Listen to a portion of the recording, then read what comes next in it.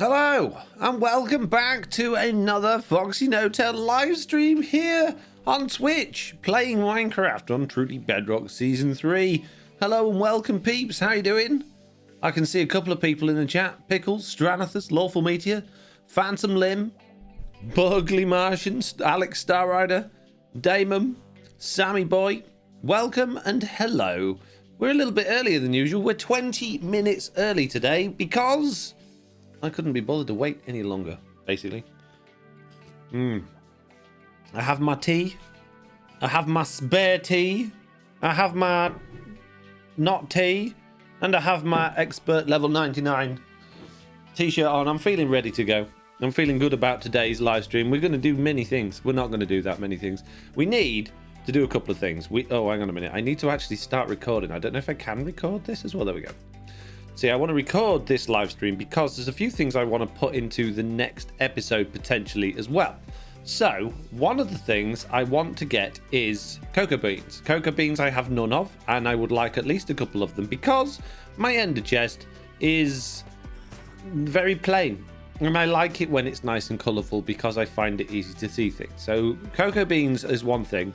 The other thing is we're going to have to go and do a whole lot of digging at an area where I'm going to be doing a whole lot of digging. What's going on here? We got Mike on Switch with many emojis. Telma and a dragon saying, I love how you're doing videos this season. Well, thank you very much. Tomorrow's one. No, Friday's one. Hanku93 just subscribed. Yes. Ooh.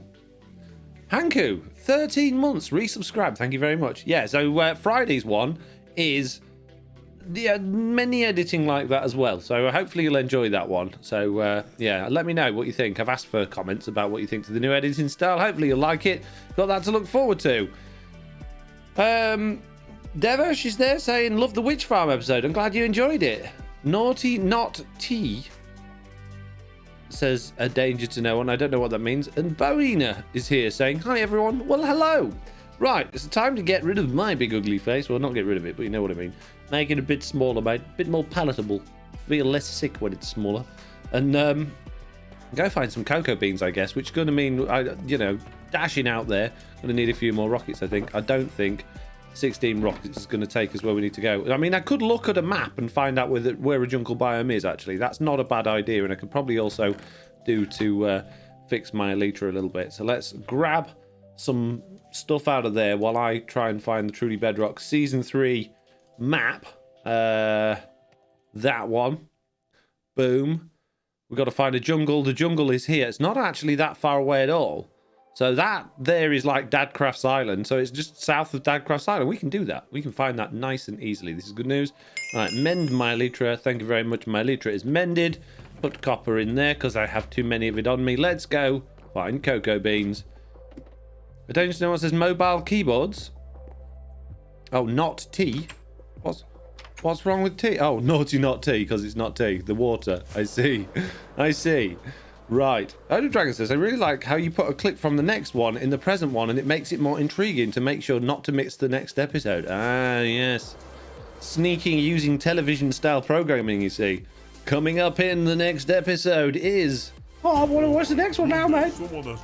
Yeah, the danger with that is that. Oh, that doesn't sound very interesting. I'll skip the next one. A complete idiot who would do such a thing. Blue Cat Eyes just subscribed for 12 months.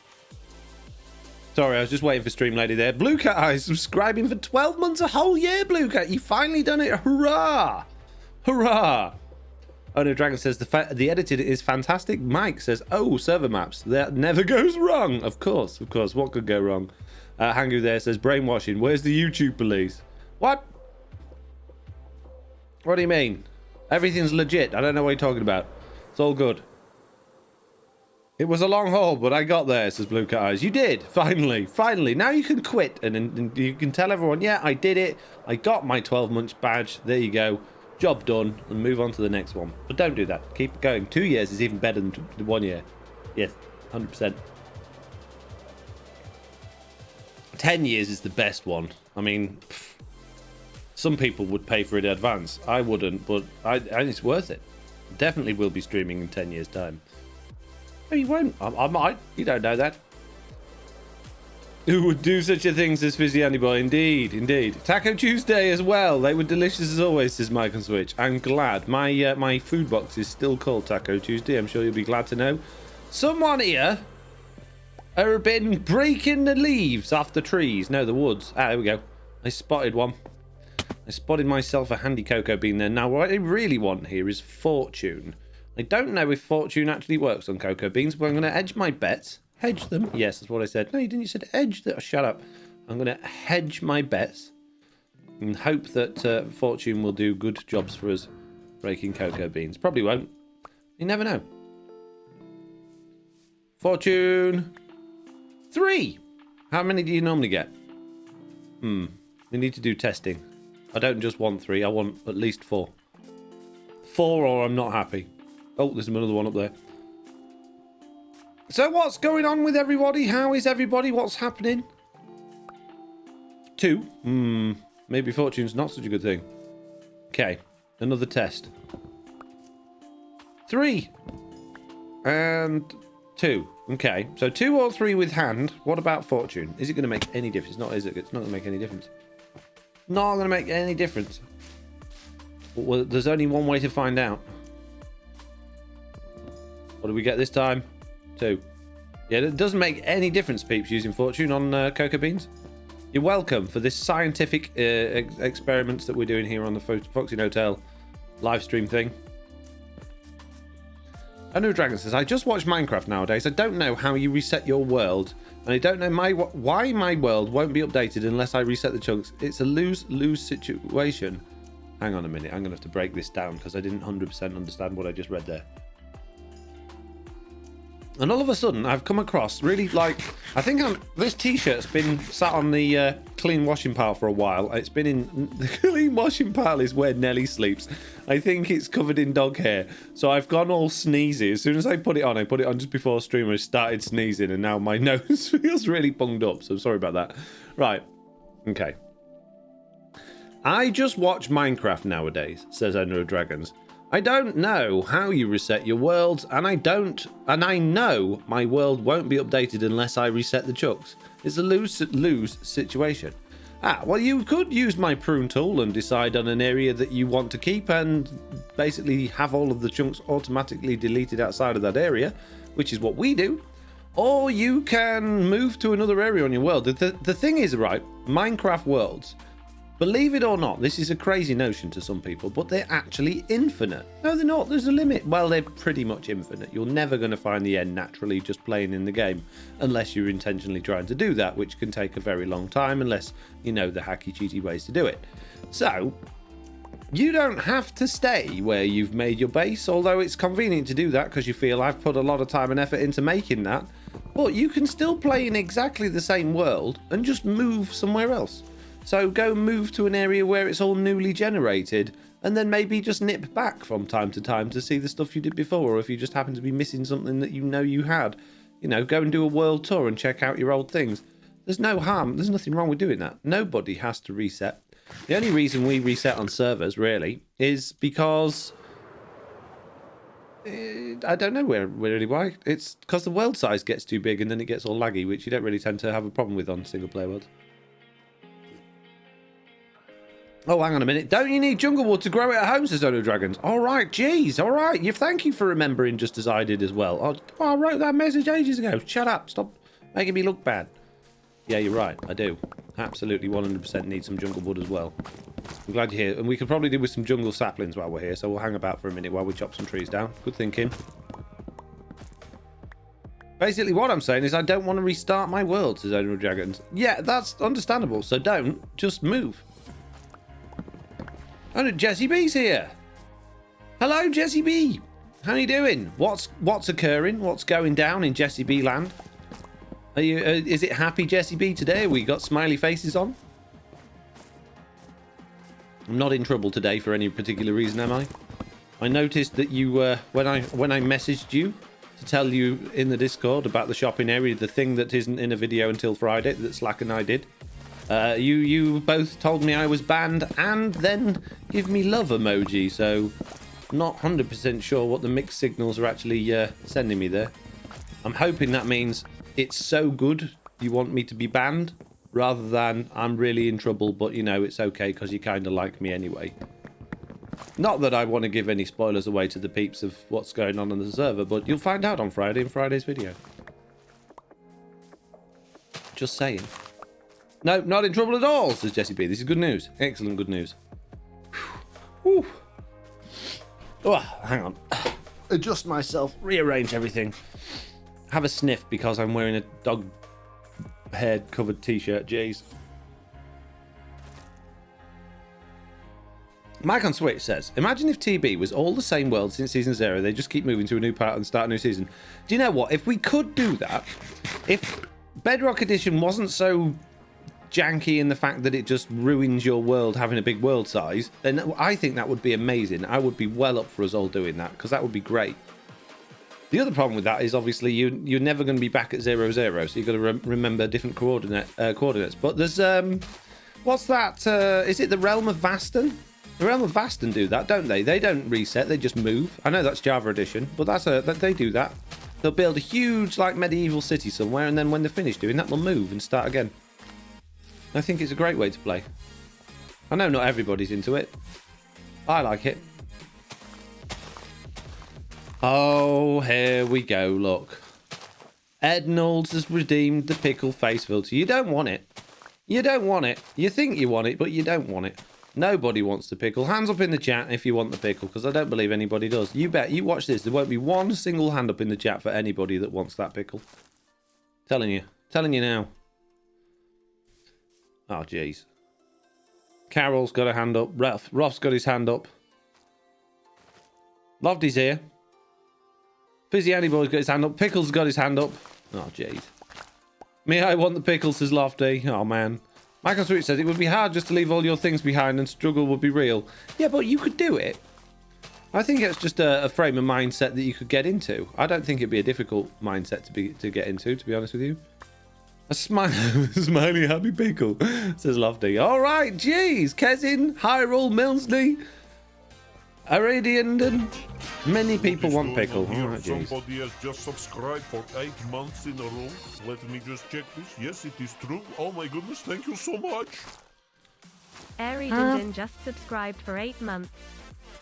I'm a happy smiley Pickle, doing happy smiley things. Oh, I'm so happy to be here again. Don't know why you don't just leave me alone so I can do my happy smiley Pickle things on my own time, but no, I gotta be here to entertain all of you again. It's a good job. I'm so happy! I'm a happy smiley Pickle, doing happy smiley things. What everybody doing? Looking at me?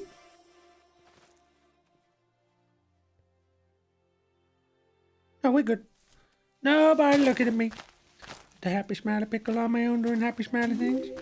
Not looking at redundance and subscribe for 8 months. Nope, not looking at that. Nope. Nope, nobody looking at me. There's the happy smiley Pickle doing very private, happy smiley private things all on my own. In my private, happy smiley way. Happy smiley Pickle doing happy smiley things. Getting myself some trees for no particular reason. Wow. I see a whole new world now. Everything upside down. Happy smiley Pickle, do a happy smiley thing. Kill the cat! No! No, don't kill the cat. Go away, Pickle. Pickle's trying to kill the cat. I've got to stop him. Right. Keskin says, look, love the happy smiley Pickle. Skipper says, this Pickle is eerily reminiscent of Mr. Hanky. Mr. Hanky, the Christmas poo. Ah, I miss Mr. Hanky. If you don't know what Mr. Hanky is, oh dear. Without your children, maybe check out the clips of South Park, Mr. Hanky, who is the Christmas poo. So yes, not particularly child friendly, but entertaining nonetheless. Definitely check it out. Oh, Mitz is deleting people's messages. What they done now? Oof. Yeah, they need to be banned, Mitts. Not just yeah. Oh, jeez. Do many banning. Jeez, thank you, Pickles, for. Don't go into. I mean, you know, if that what you just said is true, like you need to be speaking to somebody else, not me. Not me. This is not the place to share that information at all. Jeez.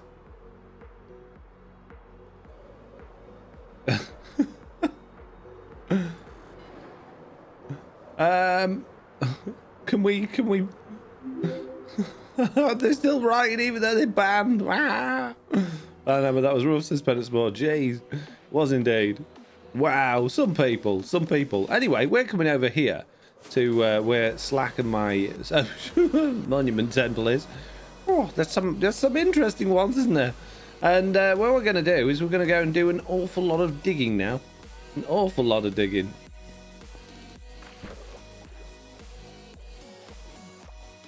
All right, now I have you on a 60-inch screen, says Owner of Dragons. Oh, jeez. I feel all big all of a sudden, mate. Can't breathe without a ventilator, lol. Why are you writing that in the chat? That's such a weird thing to say. What's going on? Why are we getting weirdos in chat today? I mean, that's awful if that's true, but why are you writing it in the chat for? It's a really strange thing to go and post in a live stream. And I'm sorry if that's like a genuinely horrible thing that's happening to you. But, you know, we just had a wave of really weird chat messages, so I'm tying it together with those. If I'm wrong, then I deeply apologise, but still, you shouldn't be writing that in people's chat. Tiny Bet Really just weird. subscribed for 7 months. It's going well today, jeez!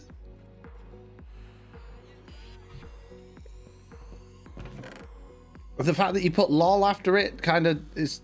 It's not, yeah, it doesn't make me feel like it's a genuine thing you've said. So if anyone's like thinking, oh, Foxy, you've been a bit mean about that one, I don't genuinely believe it's a real thing based on what's just been going down. Oh, sweating all of a sudden. Anyone else can feel the warmth? Oh, jeez. Right, the reason we're here is we're building a beacon to make many diggings. That's why we're here. And we need glass to do that. Hope this moves. This is Pendant Spore. Wow. Who's deleting Pendant Spore stuff? Pendant Spore trying to be helpful and shift the stuff that's above down. Oh, jeez. Thank you, by the way, Blue Cat, for the subscription. Sometimes you just have one of those streams where everything just goes a little bit strange. It just happens. There are some interesting people in the world. Very interesting people. And some of them like to make live streams interesting. It's the only word that I can use to describe it. And it seems today is one of those days. So, you know, we'll just deal with it the way we deal with everything else and try our best to ignore it and get past it. Why are you still going on about it then? I don't know. I can't seem to stop. Can't seem to stop, mate.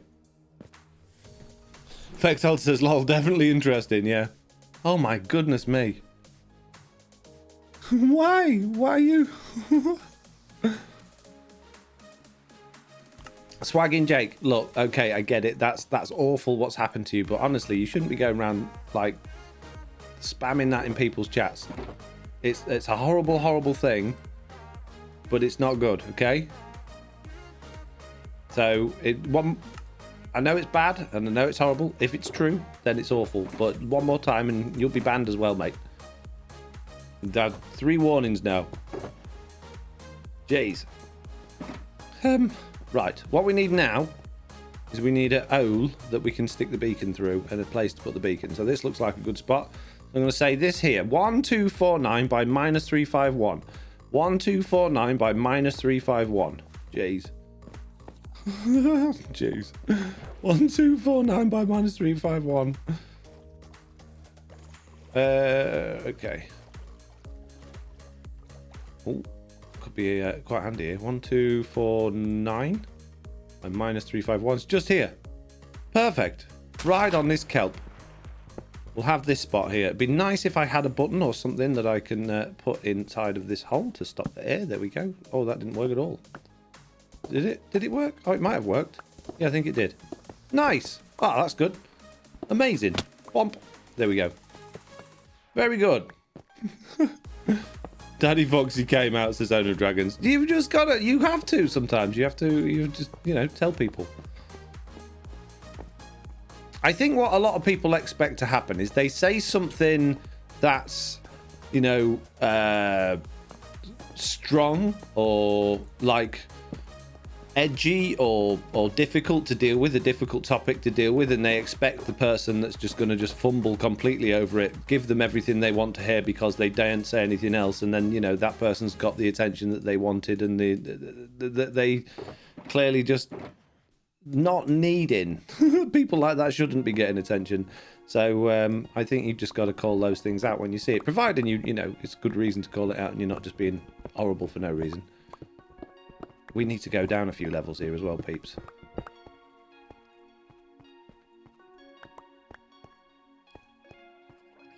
Beacon strength shouldn't matter regarding Y-axis illegal otter. I think it does. Does it not? I think it will only have a certain reach below you, but it has an infinite reach above you. Sure, that's the thing with beacons. May be wrong. Don't think I am. Hi, Foxy. Why didn't you created the fortress like the old one with the portals? Well, see, I would have done, but Slack didn't like the idea. He doesn't like the one with the portals because it's A, difficult to line up properly, and you end up with things not where they should be going, and also it means you need 2 players on, which, although you get faster rates slightly doing it that way, you can do it at the fortress farm a lot quicker and easier with just 1 player, the way we've got it. So it doesn't, I mean, he's not like, oh no, I'm not doing that, it's a horrible idea, don't do it. It's just like, well, no, actually, you know, it's probably going to be him that's AFK in there the most of the time, and he likes the new, you know, the other way of doing it. So fair dues. I can't have it all my way. We work together on these things. Oh, no, didn't know that about having unlimited Y on the plus, says Illegal Otto. Mitt says, stuff. Don't worry about it taken care of, says Pickles. Why didn't Slack use his trident killer that has 0 XP? You'll have to wait for the next episode before you decide whether Slack has used that or not. At that time, do you have to bear in mind, we record probably sometimes up to 2 weeks in advance, depending on the time we've got available and what's going on. So Slack and I actually recorded the Fortress Farm episode, which you saw yesterday, 2 weeks ago, nearly. Yeah, this Friday it'll be 2 weeks ago. So at that point, first of all, he hadn't put out his tutorial for the T-Man's Trident Killer, and second of all, it didn't seem appropriate to be using that Trident Killer at the time, seeing though it wasn't public knowledge. So we wanted Slack to be able to put his tutorial out for it first before we upgraded to it.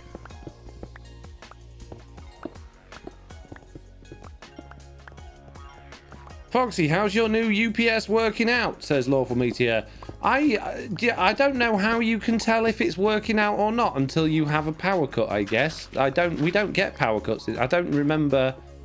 We had one a few months ago, but before that I can't remember the last time we had a power cut. So other than it being hot and the wires on it too short, can't really tell if it's doing anything or not. You can force a power cut, says Owner of Dragons. We could do, but that's not a smart idea, is it? Why would anyone want to force a power cut?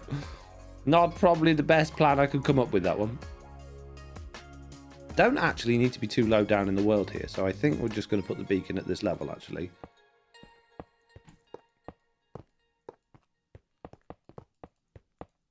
Or that I've unintentionally made this exactly the right size. That's good, isn't it?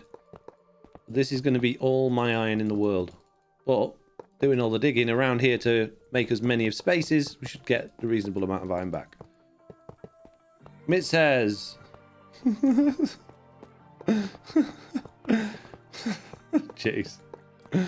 I think, Mitz, what's happening here is Peter's Poggers, who's desperately trying to learn what happened that we're all talking about, is probably in on the little the group of merry people that were causing the problems in the first place and is trying to get it to you to relive it subtly without anyone noticing that they're trying to yet incite more drama in the live stream. So what I would do is probably just remove them as well, Mitz.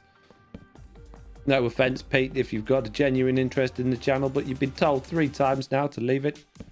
and you're still going on about it, mate. So, tatty bye. Maybe it's another account there, says Owner Dragons. Exactly. Pickles for the win. Oh my, your newest video, I have to say, made me laugh far too much, says Blue Shigatsu. Yes, we had some interesting times building that fortress farm. Let's just say that the oh, I got people turning up. The fortress farm, the fortress before we even made the farm was very effective indeed. I won't give any spoilers to people in chat, but it was dangerous and I died a lot. Technically only 3 times, which isn't that many for me, to be fair. Right, we now have a beacon, and fortunately for us, we have 7 iron blocks left. This is good news. We can put them in our chest, and we're going to need one of those. We need some chests to actually put all of the junk in that we're going to get from digging out this area. Have a bit of haste too. Don't mind if I do, thank you very much. Now we can do mini digging. Vex says, I love the whole video, but that opener was a cinematics masterpiece. Thank you. Oda Dragon says, I thought it was funny. Digging straight down's not a good idea. No, but generally speaking, right, is it just me? But I thought those bits of the fortress where I dug was generally like 3 or 4 blocks deep because they've got rooms under them. So I expected it to go into obviously more room. I didn't expect it to be the end of what was there. So it honestly took me very much by surprise, as I'm sure you could tell in the video. When you're confident that you're going to find something and then something else comes along instead, it tends to knock you off your feet a little bit. Right, we need chests. I've got 13 of them. Okay, what level do we want to be mining at? We actually want to be at this level here because we're going to be extending all of this stuff over. So we're actually at the perfect point here. So what I'm going to do is put a couple of chests over here for junk and stuff. And then we can start digging. Yes. I forget experimental mode in the beta. I forget is experimental mode in the beta. Yes, and it's different to what's in the stable release because you get all the beta stuff as well. Pickle says, yes, the glitchy opening was amazingly well done, I thought. What glitchy opening? Don't know what you're talking about. Jessie B says, you digging down and falling into lava honestly made me laugh so hard. Ethan was mad at me because you shouldn't laugh at your friends. Wow. Thank you, Ethan. He's got my back. Appreciate you, bro. Wow, can't believe Jessie B laughing at me for falling in the lava. Wow. Meanie. Fired.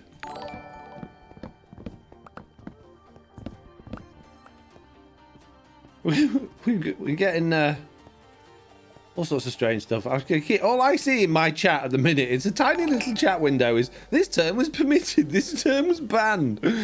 Jeez. Boomtown says, Jessie B, I love your builds. Very inspiring build to build better. Yeah, I completely agree with you. Jessie B's builds are ridiculous. She is, she's pretty good. I'm not gonna lie. Not gonna lie. Jessie B is very inspiring to play alongside of and see the stuff she does.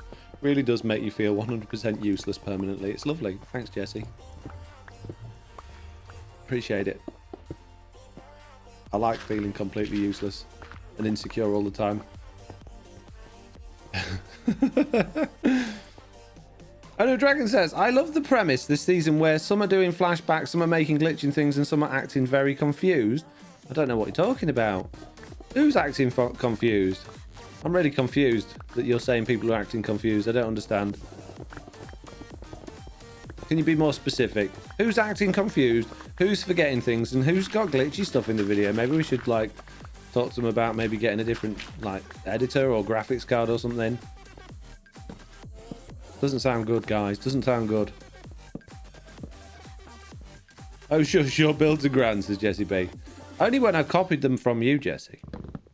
What I do, peeps, is I secretly sneak into Jessie B's test world when she's not looking because she's forgotten that I'm a member of it and I know when she sleeps, right? Because I know when she sleeps because she's not playing Minecraft. And then I see all of the stuff she's got already done, and I steal it and I put it in my videos, and then she looks at it and goes, Foxy, I've just designed one of those the other day. I'm like, oh, did you? Oh, that's weird. Oh, it's convenient, isn't it, that we both come up with exactly the same design at the same time? But yeah, that keeps happening though. I'm like, oh, it's really weird, isn't it? Pickle says, I don't need to act confused, it comes naturally. Yeah, exactly. Yeah, it comes with age, I think. Many smashing everything to bits. Yes. Give me all of the tasty goodnesses. The ores, the iron, the gold, the copper. I want it all. Sounds like the plotline from that Mel Gibson movie. One Women One, says Mike on Switch.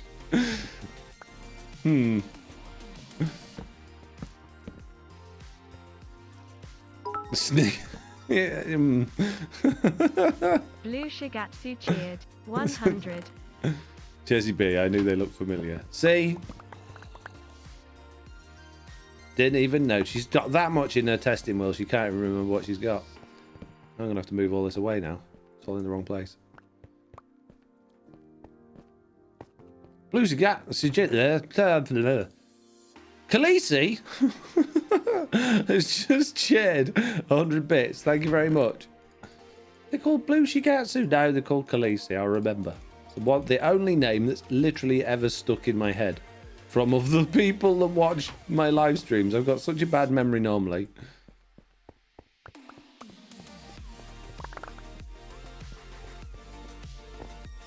It's not my fault. Mitz doesn't remind me of everyone's name often enough. So, you know.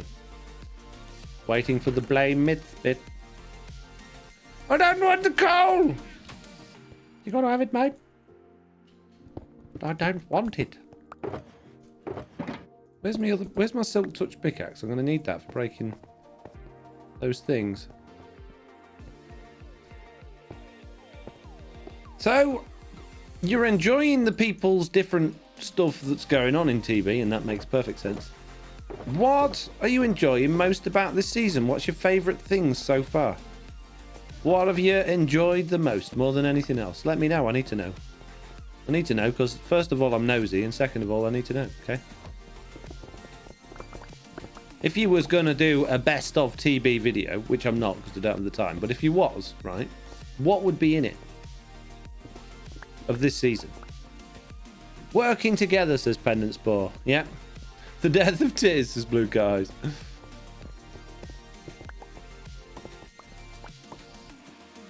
We don't have a blame Mitz counter, says Odor Dragons. They should do.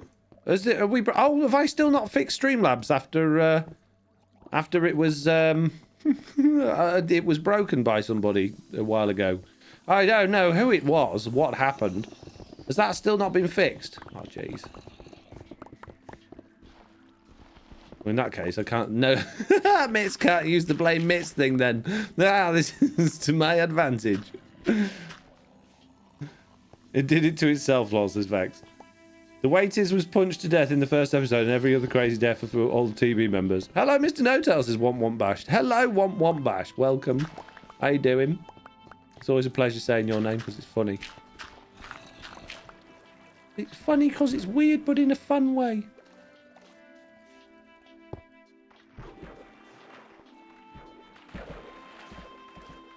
Nope, can't blame her now. It's broken, says Blue. I can do what I want now. That's it. She can't stop me. She cannot stop me. Now, I'm thinking, I'm actually at Y22 here, which is the height that we've got all of these things going on.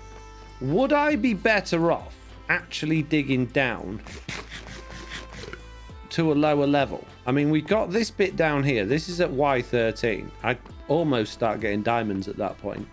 And the other bit, the storage area here, this is at what? Yeah, I think we should dig down lower.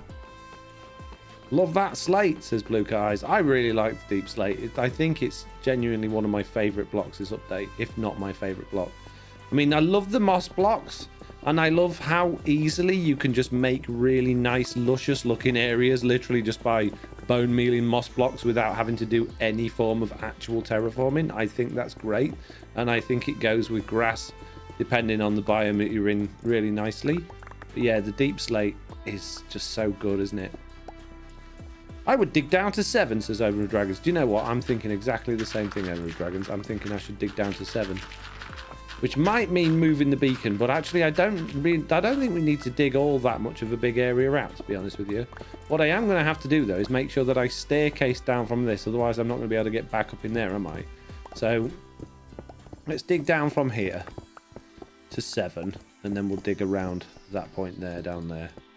That means I'm going to have to move all of my chests again. Jeez. If you're wondering why we're digging all of this area out here, it's basically because I want an area to build farms, because my stuff at spawn, obviously I can't build farms at spawn because it's redstone and stuff, so I want an area where I can actually start building some farms, or where it's not going to be lagging everyone out. The flower azalea leaves, though, says Jessie B. Yes, azalea is good. Maybe level 7's too deep. That's a long way down. I think we'll see how we get on. There, we got a couple of hours. You know, we're all good.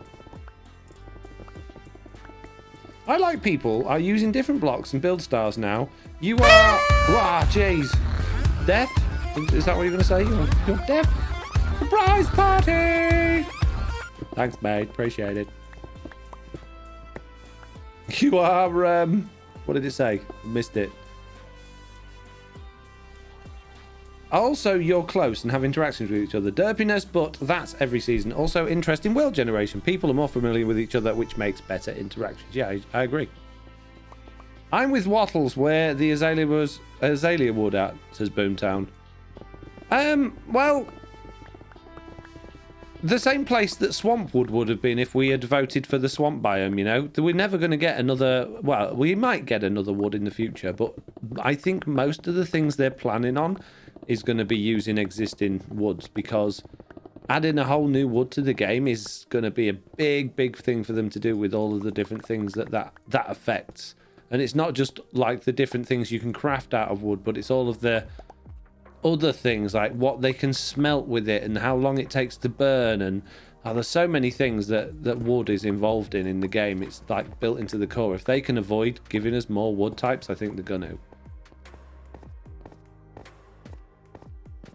The old stuff is still supposed to come according to Minecons, but I don't think it will, says Odo Dragons. Oh, Blue Shigatsu, otherwise known as Khaleesi, wants to rename any item. What are you going to rename? What are you going to rename? We've got any of these and any of these, pretty much. Yeah, and any of my sugar boxes apart from the food one that Mike on Switch did.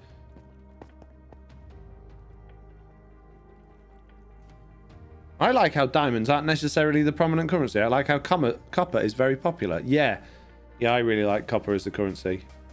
I like the fact that you can mine it and you fortune it, but it's still because you want to build with it. Really, like, well, it's not rare, but it doesn't go very far. And especially if you start blending that into different colors. So you've got one copper block. Let's say this cobblestone is copper block, but you want 4 different variants of it. So you need 4 different copper blocks just for the... Yeah, it's... You know what I mean? You're getting 1 ingot of it well, 9 ingots of it to turn into 1 block, but then you actually need 4 times as much to... I know what I mean. It makes sense if you're me and not a complete idiot. Can I put that away? I can. But I can move the coal now. Good. Could you name a tool after me, please? This Blue Shigatsu. Yes, which one would you like it to be named after? No, which tool would you like to be renamed? What's your favourite? And are we calling it your old name so I can actually remember it? Or are we calling it your new one so I can't say it? So how are you all doing in the shopping district, since there are some in the spawn area? So dragons. Ah, well, again, you might just want to check out Friday's video on that one. I don't want to give too much away, but what we have decided, I think we've decided, or just not really argued about as TB, is that some people are building like mini shops and pop-up things at spawn, and some people have decided they're going to build them over at what we basically designated the shopping area as, which is where Lloyd's Bank and everything is. And there's like a concourse thing that goes underground there, and there's a whole bunch of mountain range on top where we can build as well. So there's lots of options when it comes to building shops. And no one has to build anything anyway, you know. It's all right saying, oh, this is the shopping district, but like on any server, you don't have to build anything anyway. You can build whatever you want, wherever you want, as long as it's, you know, not someone else's land or it's not a community area that you've designated for something else. So, you know, don't have to do out. And I like that. I like the fact that there's nothing like 100% set in stone. It doesn't have to be this or it doesn't have to be that. And it's nice having a shopping area, and I'm sure that's where all the shops will end up being. But not having that set is it's quite freeing. Trend is forming. Bank Season 4 back to Vault, says Swit. Yeah, Sloy's very predictable when it comes to money. He'll try and invent a currency that just rips everybody off, that he's got 100% control of, and then he'll build something to put it inside of, which inevitably will involve that thing getting lost or broken or somebody unhappy. Yeah, I think we need to buy him literally any book on the planet and let him read it so he can understand there are different ways to tell the story. No, I'm only kidding. Lloyd always got loads of really good ideas. I'm looking forward to see what he does with Pebbles, although I am very, very much hoping that it is not a scam. Sorry for the space since the pick is already named, says Blue. The pick's not named. Oh, no, it's just I only put that on there just so I remember which one's my fortune one. You can still name that. The pick and call it Blue Khaleesi, please. Yay! Okay, I will. Oh, why you haven't got it? Oh, you want me to use an anvil? My iron! Blue Khaleesi, no! Look, God, nearly all my iron gone now. Jeez. Right, that's it. Anyone else in the chat, you need to make use of your name in my item stuff now, because I've just wasted all of that iron on an anvil. Blue? Let me see if I can spell it right. It's gone off the screen, so I'm going to guess. Is that right?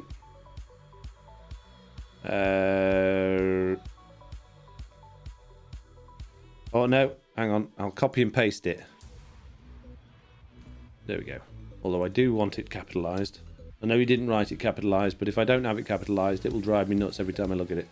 There we go. Blue Khaleesi. Amazing. Thank you very much.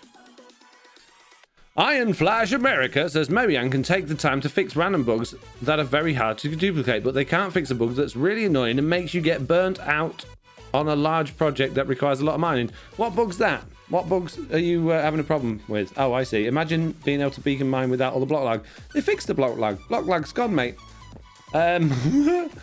Block lag was fixed. All you got to do is it is an experimental fix that they've said, but it's all you got to do is change one line in your server properties file of your server and no more block lag. So yeah, took the time doing it. The problem with it does mean that it is very hard to fly now for some reason, but other than that, it's yeah, you know, I'd rather have to use a few rockets than everybody moaning at me all season about block lag again. There we go, Blue Cat has renamed any item. What do you want, Blue Cat? What's it gonna be?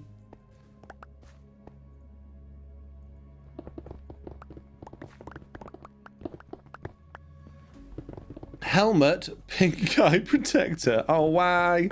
I'm gonna say no on that one, Blue Cat, only because the pink eye thing to me, I don't consider it suitable for my channel. I don't think it's that much of a bad thing, but it's, I don't know, I just associate it with things that are a little bit gross that I would rather not. So no, sorry, please pick something else. Sorry.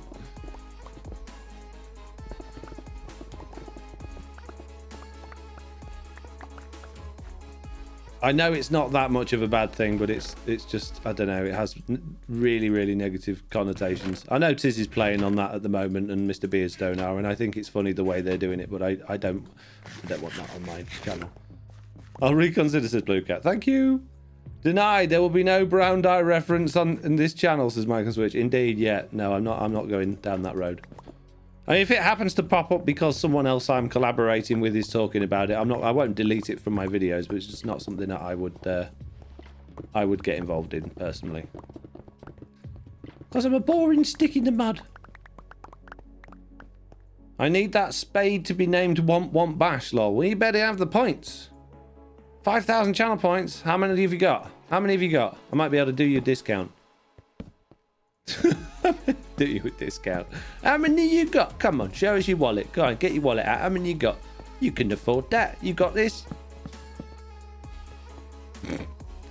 Immunity cask is better or avoid altogether. Oh, avoid altogether, please. I don't want to be referencing feces in your eye or on your face in any way, shape or form. Thank you. I know I'm gross and I say silly things, but even I got standards, peeps. Not many, but I do. Jessie B's here. Hello, Jessie B. You got 1,000 Want Bash. Oh, jeez. No, sorry. You're going to have to save up. Just going to have to save up. If you'd had like 4,999, I'd have considered it, but you're nowhere near. Sorry, mate. I'm mean, Anna.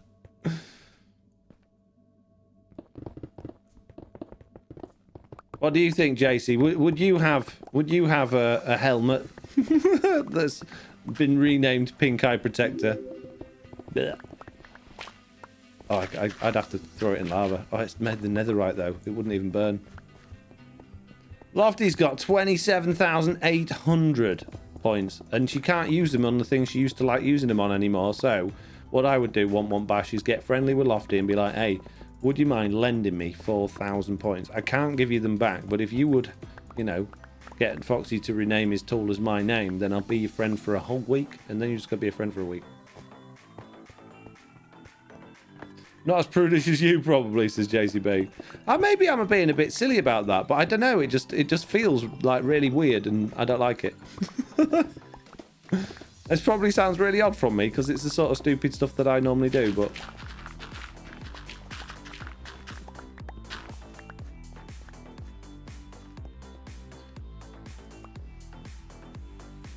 No, it's not. Is you paid me? Says Jessie B. What? Pardon? Very confused right now. Don't know why I've decided that's the wall we're going up to. I need a massive space, so I'm going to have to dig all of that out as well. I suppose we should just get down to the level I want to be at, and then we'll dig out from there. I mean, if it grosses you out, then fair, says JCB. Yeah.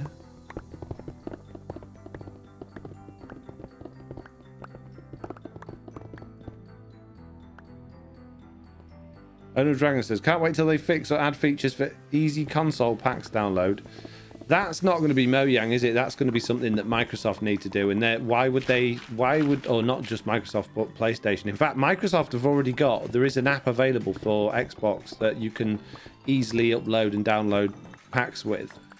But PlayStation and Switch, you've got no chance because neither of the companies want you to fiddle with the file system in their consoles in any way. They both, the whole idea of the PlayStation and the Nintendo Switch is that it is a console, which, you know, I don't know what the definition of console is, but basically it seems to me like the idea is that it's just you turn it on, you put your game in, or you load your game up and you play your game. That's it. It's not a Windows machine. It's not a file manager. It's not somewhere to store your files. The more they open it up for people to fiddle, the more they're probably going to have with people ripping the games and having problems, the more technical support they're going to have to deal with. So it doesn't make sense for them to do that. The game fights the files sometimes, says Owner Dragons. Only if... What? You mean like Minecraft itself will fight the files? If that's the case, then it's probably you've got a conflict somewhere as in two packs not working together, or you're not adding them correctly, or they're not compatible packs. Lawful Media says, it's your channel, Bran. Never do anything you're uncomfortable doing. But I don't know whether I'm uncomfortable with it because it's just a silly thing. It's not really something I've really considered. It just sort of makes me feel really uneasy. Just because I don't know. It's not like it's not an awful topic. You know, people on the server are already having fun with it. It's not like it's like offensive to anyone. So it's just my own silliness, really. So I'm, you know, when it's something like that, I'm open to opinion and to, you know, reconsider based on other people's thoughts and opinions, because it's just, you know, you should always be open to new things and changing your opinion if it's, you know, the benefit. So that's why I'd rather talk about it than just make my mind up and be dead set against it, you know. Jessie B says, I meant I'd not wear a hat named Pink Eye anything if you paid me. Oh, so you're on the same boat as me then. Good. Good. I don't feel so bad about it now. If Jessie B says no, then it's a no, mate. Sorry. Sorry, Blue Cat. Blame Jessie. Jessie B said no. Hiccup says, hello, Mr. Foxy. Hello, Hiccup. Is that you from How to Train Your Dragon? If it is, good job. I really enjoyed those films. Groover is selling the cure now, so the pink eye will no longer be an issue. Of course he is. Of course he is. Why wouldn't it be? It makes perfect sense. Dr. Groover to the rescue. Oh dear, they do make me laugh that lot. A no from me too, Foxy says Lofty. I'm glad it's a no from you, Lofty. If Lofty says no, it's a definite no, Blue Cat. You know, it's a double no, I'm afraid. What was that? What was that noise? Oh, it's a... Oh, someone's bought a t-shirt. Anonymous bought a classic tee. Oh, amazing. I didn't even know I had a thing that told people when they bought something. So that's wonderful news. No idea how that happened, but I like it. Which means that Streamlabs is working, but also that it's not working because I banned it. Maybe Streamlabs bot is different to Streamlabs. No, I have no idea. I'm very confused. But amazing. Anyway, thank you, whoever bought that. Jessie B says, just feels icky. I don't judge anyone else for playing it up, but it's just not my thing. Yeah. Jessie B says, yeah, no point asking me. I've seen some things, man. Not much grosses me out anymore. I mean, someone having pink eye doesn't gross me out. That's not a problem. But just the idea of, I don't know, I can't put my finger on what I don't like about it. It just feels not the right thing to do. You know, my gut says don't do it. Don't get involved with that. Don't put it on your channel. Don't put it in your videos. That's just what my gut says to do. Now, my gut's generally pretty good, but it does sometimes err a little bit too much on the side of caution. And other times it can throw me in completely the opposite direction as well. So, how do I know what's right and what's wrong? I don't know.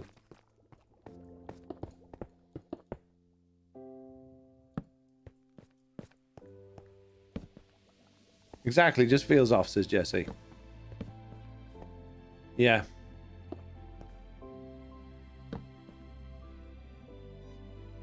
Astronomer says having pink eye is very no. Oh yeah, I know it's not a very nice thing to have, but it's like, it's not like having something horrendous that you're not going to recover from. It's just like one of those, oh man, situations. Oh man, this is embarrassing type things. You know, there's quite a few of those little minor things you can get in life that don't really have too much of an effect on you, but just it's more of an embarrassing ailment to have than anything else. I think my comment got missed, so I'll repeat it. Elytra Power Glide. Oh, I like that. That sounds like a lady shaving tool or a male shaving tool, depending on you know what you're shaving, I guess.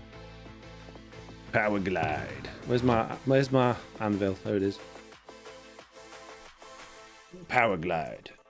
17 blades. For ultimate closeness. Like a cold sword, says Jessie B. Yeah, exactly. It's a bit of a slippery slope. My lead to other weird stuff says bleeding green. Yep. Lawful Meter says, I think maybe you're uncomfortable about it because you don't want to make something like pink eye something to joke about. You're a dad first, content creator second. You might be right about that, Lawful. That makes a lot of sense. That does make a lot of sense. Juddalo says, random question. Did you learn to make your mods just by doing it? Learn as you go. Or did you have previous education? I just learned... What I do with everything in life is if I like something or I want to get involved in something, I just take the time to learn how to do it, you know, and that can sometimes take years and years and lots of practice. but I practice and I enjoy it. And I don't always manage to achieve what I wanted to achieve, but I will learn whether or not it's possible for me to do very quickly. It's like, is this going to be way too hard for me to take on, or is it within my skill set?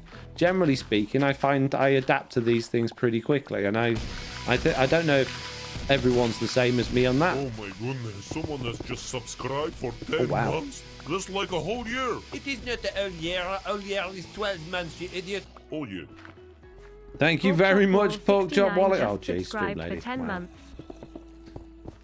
Thank you very much, Pork Chop Wally, for subscribing 10 months. So yeah, I pick these things up pretty quickly. I have a very logical brain, and I can think my way how I think it should work, how I expect it to work, and that helps me sort of decide whether things are working as they should be or not. It doesn't always mean I'm right, but it means that problem solving for me when it comes to those sorts of things is a lot quicker than you might find if you've got no experience in those sorts of things. But bear in mind, I've been doing this sort of thing and fiddling with game files since I was 10 years old, and that was many years ago. I mean, that's nearly 5 whole years ago since I started doing that, so that's a lot of experience. So, you know, don't expect to learn these things overnight is what I'm saying. But definitely do it. Definitely do it. Even if it doesn't go anywhere, even if you don't end up doing anything that you're proud of and you like, just do it. Expand your mindset, expand your skill set, understand something you never understood before, and then at least you'll have a little bit more appreciation for the things that you do like using and the things that you get. Or maybe you'll develop enough of a skill to be able to manipulate the things that you already use and make them more friendly for yourself, or change them in a way that you like best. So it's always a good thing to do. 5, says Jessie B. Yes, I know, I can't believe it either. 5 whole years since I was 10 years old. Can you believe it? Speaking of which, it was Jack's open day at college today. We went and had a tour around his new college, providing that he gets the grades that he needs in August, that he will be going there. And it was really nice. It was lovely. But while the best thing was, when we turned up there, they asked us both if we were potential students, and obviously I had to say, no, I'm his dad, which obviously clearly I was, but I'm assuming that they obviously must have some mature students go there as well. But it felt nice. It felt nice that I was, oh yes, I'm also 16 years old. Yes, 100% definitely, mate, yep. Coming to college next year. It's going to be a good one. Isu says, you've been 15 for X years now. Oh, someone says, because you didn't come up with it and the Pickles deleted it. What's that in reference to? Why did you delete it, Pickles? Do your mods eliminate achievements, says Boomtam? All add-ons eliminate achievements. There are some things you can do if you play on servers to enable them again. However, it's a complicated thing. It doesn't always work. And it's kind of cheating. What I would say, and I've said a million times, is if you're interested in getting achievements on Bedrock, it's not per world, it's per account. So either use a different account or a different world, go and get all the achievements you want, and then play in your world with your add-ons, and don't worry about it. You know, just have 2 worlds. Have one with no add-ons on that you use just for chasing achievements, and then have your add-ons world that you use for playing the game. You don't need to earn the achievements in game. In fact, you don't need to earn the achievements at all. I know it's a fun thing for people to do, to chase achievements. Doesn't do anything. Doesn't do anything at all.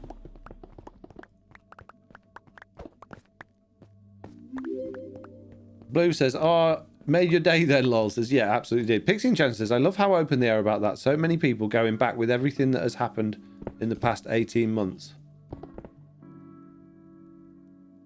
Just Shanky says, "Well, in my master's course, I had a course mate who was retired, and they're just for fun." Do you know what? If I could afford to just go back to college, if I could afford the time and obviously the no income for a while, I'd absolutely do it. I had a great time at college. I would do it again in a heartbeat. I love learning. I love understanding new things.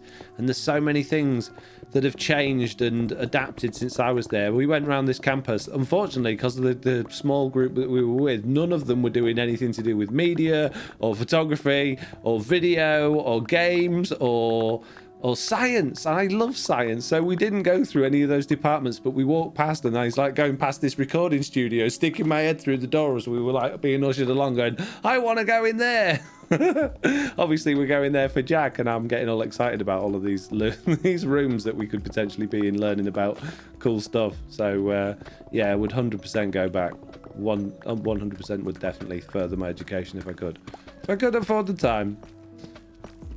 Sashi, the Avali, says, I'm just only realising that he said 5 years ago and that means he's 15. He can't be. No, of course I am. How old do you think I am? Jeez. Why does everyone think I'm so old all of a sudden?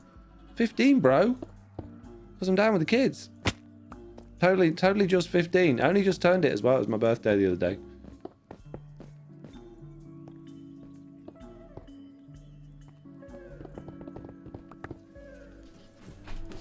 Hey Foxy, I really like you add-ons. Me and my friends have been wanting a Third Life add-on though. Do you think you could do something like that? Do you know what Third Life was? Have fun with the stream. Now, I had never watched any of Third Life. I am aware of what it is because many people have come to me and asked me if I will make a Third Life add-on. And it's dead easy to do.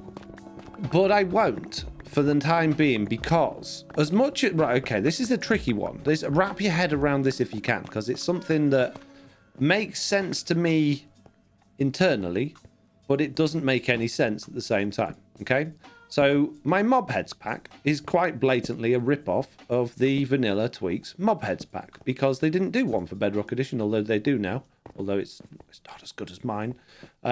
So, you know, I made it because I got a lot of requests for people to do that. The same thing with the mini blocks, and quite a few of my packs are based on those. So you could say, oh, they're a complete rip-off then.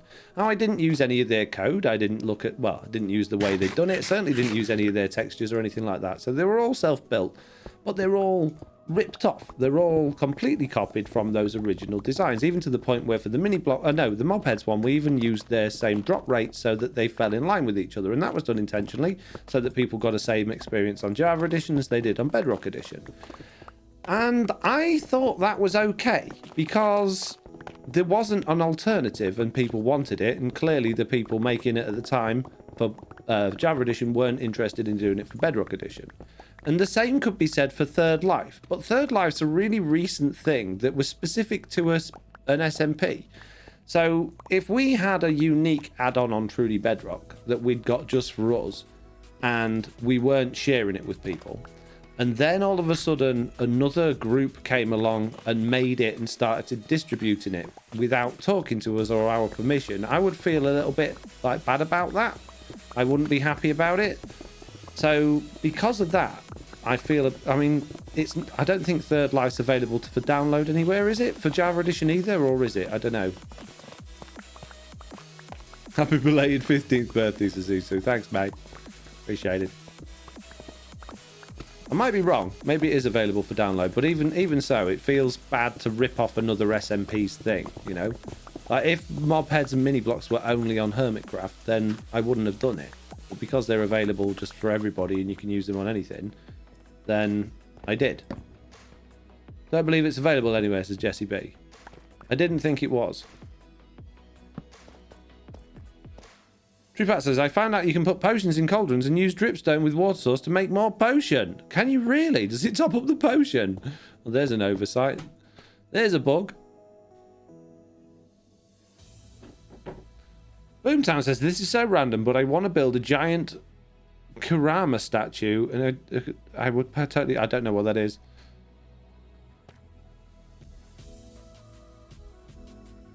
Yeah, I think the only thing really available from Third Life concept is the proximity chat. See, proximity chat I would do if it was possible to do on Bedrock Edition, because there's no way you could do it in the same way as it was on Java Edition.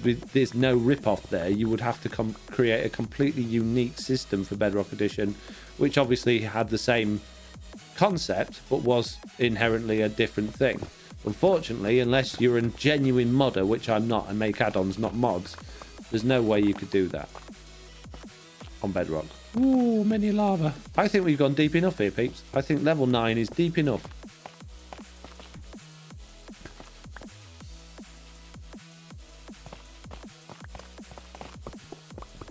Kurama is the nine-tailed fox from Naruto. Now, Naruto is a word I've heard many times. I have no idea what it is, but thank you very much.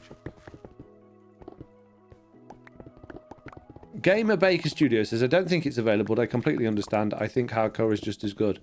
I mean, you couldn't get a simpler add-on to make than a Third Life add-on. So honestly, if you really want to do it for personal use, then absolutely go ahead, figure out how to do it and do it. It really is very, very easy. You need to understand how scoreboards work, which for that it's going to be really simple. So basically you would make sure that everybody joined the game, was given 3 lives, and then you would basically make it so that when they died, check out the code in my add-on hardcore add-on pack, when they died, they would lose 1 of their lives, and then when their lives are gone, they'd go into spectator mode. So it'd be very, very easy to do. But yeah, if you're going to do it, don't make it available for download, because clearly the developers don't want to share it. Just use it for personal use. No one can complain at you for doing that.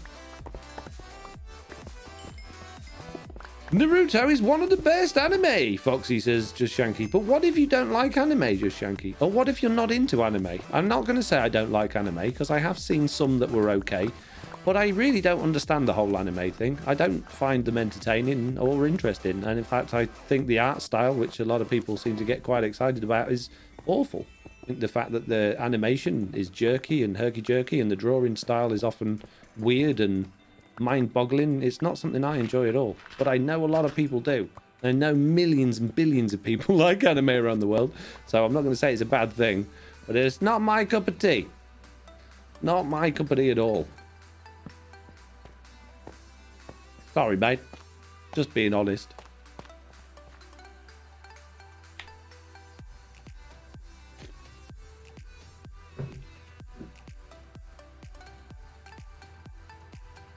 Owner Dragon says, Dragon Ball and Naruto started Shonen Jump anime. They're the 2 best drawn ones out there. If Dragon Ball is one of the best drawn animes out there, then count me out for all of them, mate. Because I just think it looks like you just spent 10 minutes on paint drawing a character. There was one I thought was... when I was at university, I lived with a group of people that really were into anime, and they watched all sorts of them, which is why I've seen a few bits of Dragon Ball and wasn't particularly excited about it. One of the ones they watched, I really liked, and I watched the whole lot, and that was called Hellsing. Not family friendly. Please don't watch it if you're not... if you're not... you know... if you're under 18, don't watch it. But that was only because it really was drawn in a way that, I don't know, I really enjoyed the art style of it. The story was awful. What happened in it was weird and I didn't understand it, but it was very pretty to watch. So, yeah, on one hand I'm saying I don't really like it, on the other hand I'm saying there's one I like. So, you know. Shut up, I can do what I want. Just change my mind if I like. Jessie B says, I liked Trigun and Naruto, but really haven't ever been an anime fan. No. Do you... You may like Death Note as it's very well done. Do you know, when you get to my age... when you get to my age... I was having a conversation with someone the other day on the phone, and I think it was actually my brother. Can't remember now, because I'm that old. I can't remember the things I've said to people. We basically... said, and I think a comedian must have said it at some point, but when you get to our age, life is just constantly saying things will get easier next week, or things will calm down in a couple of weeks, and that's all life is at my age, is things will get easier next week, and it never does. I've been saying it for years now. Ask Mitch. I've been going on about, it'd be quiet next week and get on with all the things I said I'm going to do, and it never happens. It just carries on and carries on and carries on. So when it's like that, you have to really consider what your priorities are. When someone says, hey, you should check this out, if it doesn't fall into the comfort zone of things that you enjoy doing, you think, well, time is so scarce, I'm not going to, unless I find a sudden abundance of it, I'm not going to just start doing something because of somebody's recommendation when I know from experience that it's not something I'm particularly going to enjoy. And like the same thing happens with the films. I get people telling me all the time, oh, you should watch this film. It's a really good film. And I think it's probably not my type of film that I would like. So I don't bother because I know my time is short and I want to fill it with things when it is free of things I really enjoy doing that I know I'm going to like benefit from. I know I'm going to enjoy. I know I'm going to find relaxing or entertaining or whatever. So like if a new Marvel movie comes out, I will watch it because I know in history, most of the Marvel films that I've seen I've really enjoyed. So you have to sort of weigh things up in that sort of way. What's important for me and what isn't. So I'm not gonna just go, hey, do you know what? I'm gonna. If the next thing I would do if I had any more free time is probably start making music again, because that's a hobby that I love that I never have time to do. Like doing some decent exercise again, getting out on my bike more often is like really high up there on the priority list. And one thing that I never do that I absolutely love doing and haven't done for years is reading. Reading. That would absolutely 100% come before watching anime, because you can get a lot more out of reading than you can from watching the TV or, you know, watching a movie. Reading's wonderful, but you can. I know it's like if you're not a reader and you've never had that experience of getting lost in a book, that like Harry Potter, right? Reading Harry Potter way better than the films. The imagination that you can have, the things that you imagine that aren't there, are just wonderful. You can never get that from a film because the film's giving you their interpretation of what's in the book, which might not be as good as yours. So when I read it, it was the most wonderful fantasy thing I'd ever seen in my life. And then I watched the films, I was like, meh, my version's better. Voldemort looked dead ace in my book. Jessie B there saying, I miss reading so much. Tell me you're in your 30s. Oh, hang on a minute. Dubs Wife says, tell me you're in your 30s without telling me you're in your 30s. I'm very much in my 30s. I'm 30 there, 40 there, and I'm like somewhere in the middle. Just wait till you're 16, things get really crazy, says Danger No One. It's opportunity cost. If you do one thing, you can't do another, says Pickles. Exactly. Quantum Reverie says, I've also reached an age where a good nap is more important than the latest movie. I haven't got to napping age yet. I can't afford a nap. There's no way, even if I'm really tired. I've started to nod, though. I started to nod while we're watching the TV, or I've got a movie on, and I'm there going, I'm nodding and not. No! I'm not old enough to nod yet. Oh, it's awful. I hate it. I hate starting to, like, fall asleep while we're watching a film or something. Right, this is not working for me, what's going on here. I don't want this staircase. What I think we should do at this point here is have like a bubble elevator that goes down and then open this whole area up, because I need a big area for like loads of farms and stuff, and this is just not helping. So remember, before modern internet and Google, 30s clubs is getting down. What's your favourite books, is Boomtown? I don't know. I don't know is the answer to that, sadly, and that's a bit of a cop-out, but I don't know. There's been a lot of good books. There's been a lot of good books, and depending on my mood, I would say some are better than others. So I can't answer that, I'm afraid. I'd like to. I'd love to have a favourite book. Whoa. But yeah, I don't think. Whoa. Gonna need some sponges. Getting a little bit wet down here.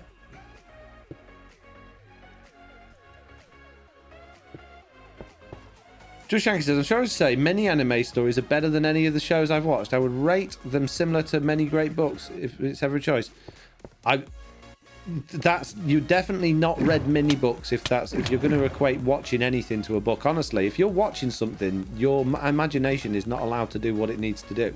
So you're getting the visual experience given to you. You're told what this looks like. You're told what this sounds like and feels like, and you know you can't process your own thoughts or ideals of it. Whereas with a book, everything in that book, other than them telling you what's happening, everything is yours. You've designed it. You've created it. The characters' faces.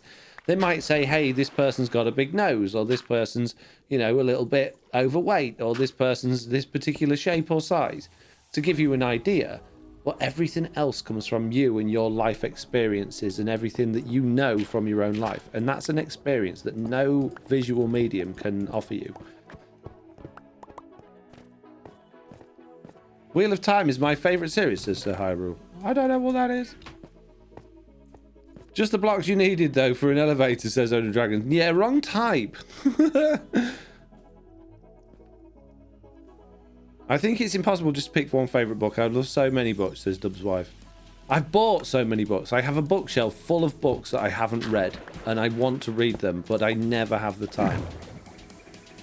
What I really like, though, I'll tell you what books I do find that I find time for reading, and this is like a subconscious priority thing, because there's books on my bookshelf I would rather read. I've convinced myself, oh yeah, I'd much rather read that than this. But then I end up reading these other books that I don't really think I would like all that much, and I do. I love them, and they're autobiographies. Particularly successful business people. Richard Branson's autobiography books, they're brilliant. And the other one is Alan Sugar. I know they're both like British people. Americans will know who Richard Branson is.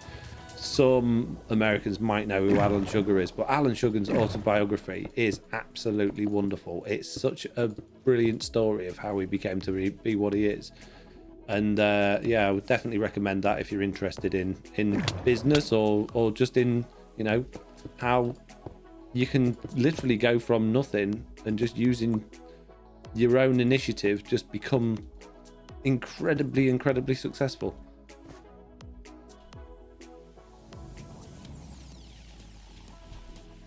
She's talking about the manga comic though, not the TV show, says Boomtown. It's still visual, still being told what it looks like. You're giving all the information there. The only information you don't have with one of those is smell. Everything else you can determine from what you've got.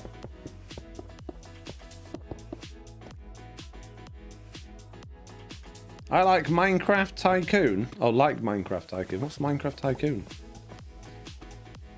Who would want a bookshelf only full of books they've already read, says Gundam Reveries. Well, I'd like to look at my bookshelf and say, do you know what, I've read all of those, and then buy more books to read. I'd like that to be the case, but it's not. See, like my mum, she's a big reader. She can read so fast, it's unbelievable. I watch her read a book, and she can read a book in a day, like a whole book, and she's just flicking from page to page. She's just speed reading ridiculously fast.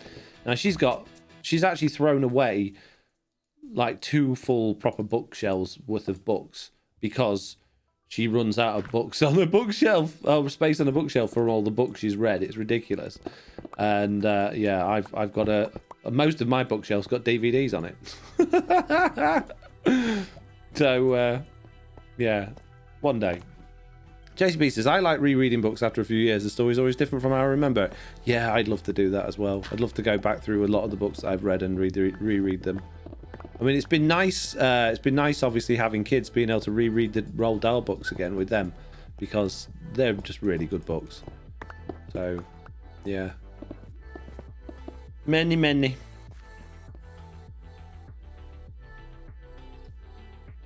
Hiccup says, at Dub's wife, not to ruin or anything, but I personally don't think they should do anything more with Aragon. Oh, we're talking about anime here.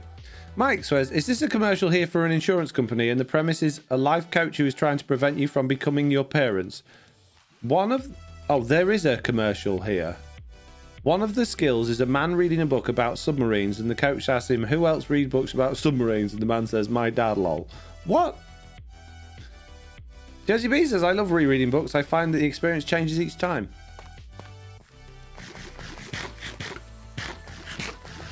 I'm very confused, Mike.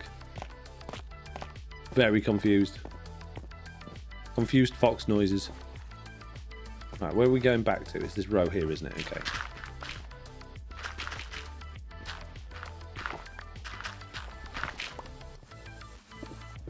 Many, smash it all to bits.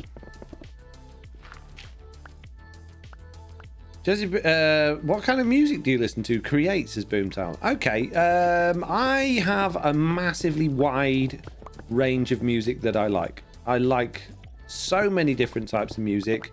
It's easier to say the types of music I don't like, which is opera. That's pretty much it. I could listen to, depending on what mood I'm in, I could listen to pretty much any type of music and really enjoy it. The type of music I make, again, quite varied. It depends, again, what mood I'm in. But it can be anything from, like, played instruments, guitar, piano, drums, like an acoustic sound or an electric guitar sound, like a rock type thing, like a 70s or 80s beat type thing, or like dance music or funk or, yeah, anything really. So it just depends what I'm feeling like at the time. In terms of music, today I was listening to Bastille in the car. Really like their album. Ed Sheeran I put on after that. Really like them. I like The Prodigy and Pendulum. I really like sometimes Enya. You know, like the hard hitting epic. Is it choral? I don't know how to say that, but like heavy choir type music, which has got like some mystery and immersiveness to it. I don't know how to explain that sort of thing. Really like that sort of stuff sometimes, but again, depends on the mood. Probably wouldn't listen to a whole album of that, but I put it in a video. Love a bit of Enya, says Jessie B. Tempest Vernum, gotta be my favorite one. And Only Time. Is it Vernum? I think it is. Two very nice Enya songs. Do you like dubstep? Yeah, sometimes. Sometimes I can put a bit of Skrillex on and enjoy a bit of Skrillex. Yeah, absolutely. I used to listen to Happy Hardcore. I used to like that. That was good stuff back in the good old days. I can still listen to that sometimes, although it's a little bit when you go through quite a long phase of having a car with many speakers in it, and that's the only CD you've got. It does tend to finally again get on your nerves one day, and you realise. It's kind of like eating too much of the same thing. You go off it for a very long time. Only Time I listen to all the time, says Jessie B. Love her voice. And then like musicals. I could listen to certain musicals all day. The Greatest Showman. One of my favourite ones to watch and listen to is Moulin Rouge. Yeah, loads of those. Andrew Lloyd Webber, pretty much anything from them. Many things. Very variety music. Do you think they all should add more Netherlight music for Deep Dark? What, another record? I'm not really into the records in Minecraft. I don't ever find a point in when I'm playing the game that I want to put a record in the jukebox. Because I'm always on the move. I'm always doing something. I'm not stood around. Like, you don't go into Minecraft to just chill in your house, do you? You go into Minecraft to go mining or digging or build something or collecting something. You're not hanging around to listen to music. So I don't really... I like the fact that it's in the game. I don't really see the point in it. It just seems a bit of a waste of time having it in the game to me. So, yeah, on one hand, I think it would be nice for them to add more custom records and things like that. But on the other hand, from my playstyle, I would never use it.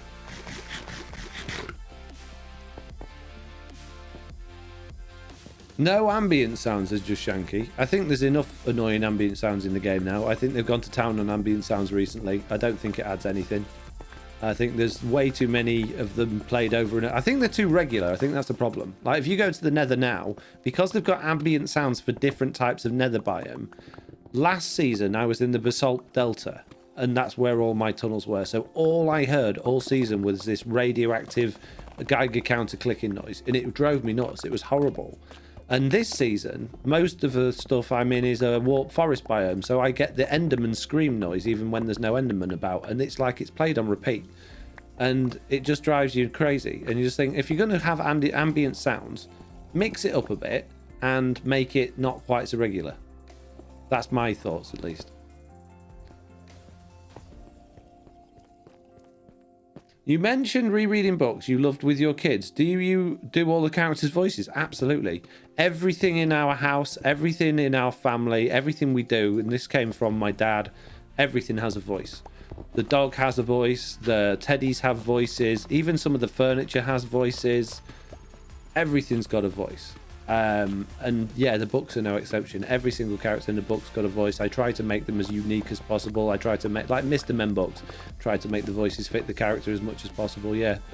I mean, even to the point where if I'm messing about, like when I'm cooking for the kids, I'll do it in a silly accent. Or if I'm telling them off, like for something that's not really that bad, I'll do it in a silly voice. That's a constant in our house. To the point where Oliver said to me the other day, says, I think the voices for my teddies are babyish now, Dad. I don't need to do those anymore. And then literally 5 minutes later, is laughing his head off, asking me to do more of them on the way to school in the car, because it was really funny hearing his teddies through a magical system that he can hear his teddies talking from his bedroom while we're in the car or at home. And the teddies were doing all sorts of bad things while we were in the car on the way to school.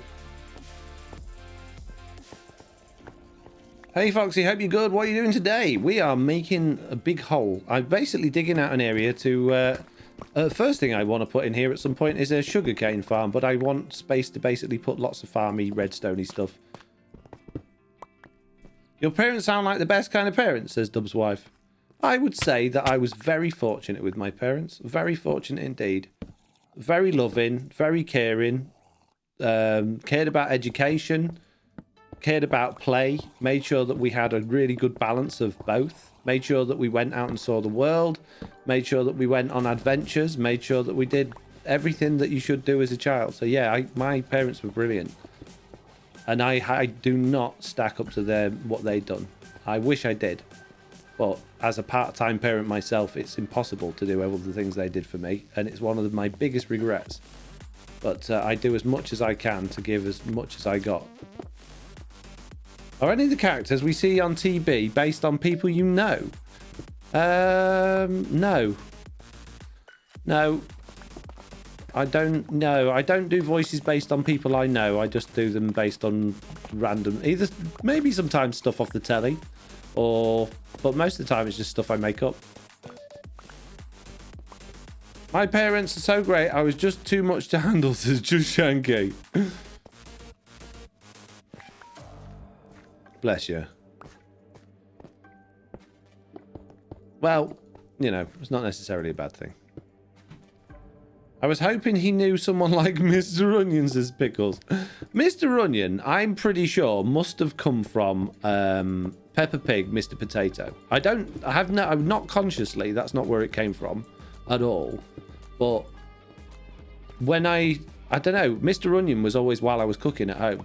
I would bring the kids through, because what I would do with Oliver, right, even when he was in his high chair, and he always laughs about it, he still does now. So I'll tell them what they're having for dinner, and first of all, I'll tell them some made-up stuff that they don't like. I always say, is he going to have extra pickle, because he doesn't like pickle, and I'll tell him he's having slugs and worms or something first like that.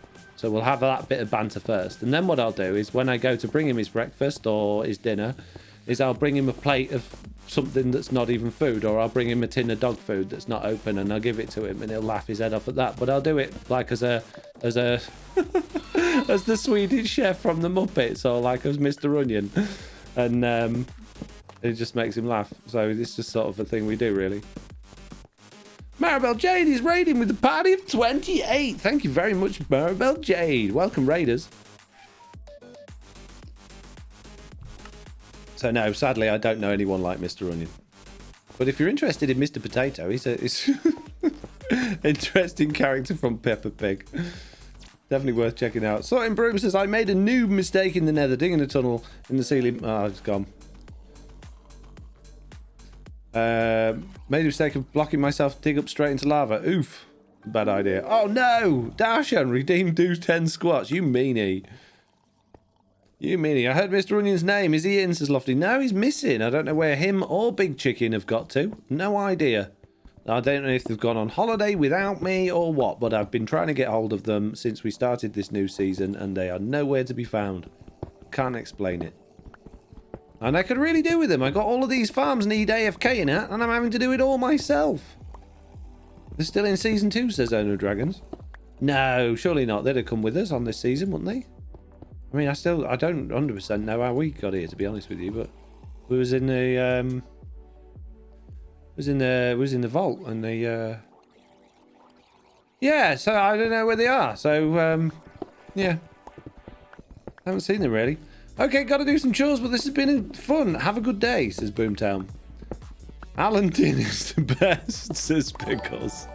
Alan Din. Oh yes, I like Alan Din. We're just subscribed. Alan Din, not a rip-off at all. No copyright from Disney there. Don't know what you're talking about.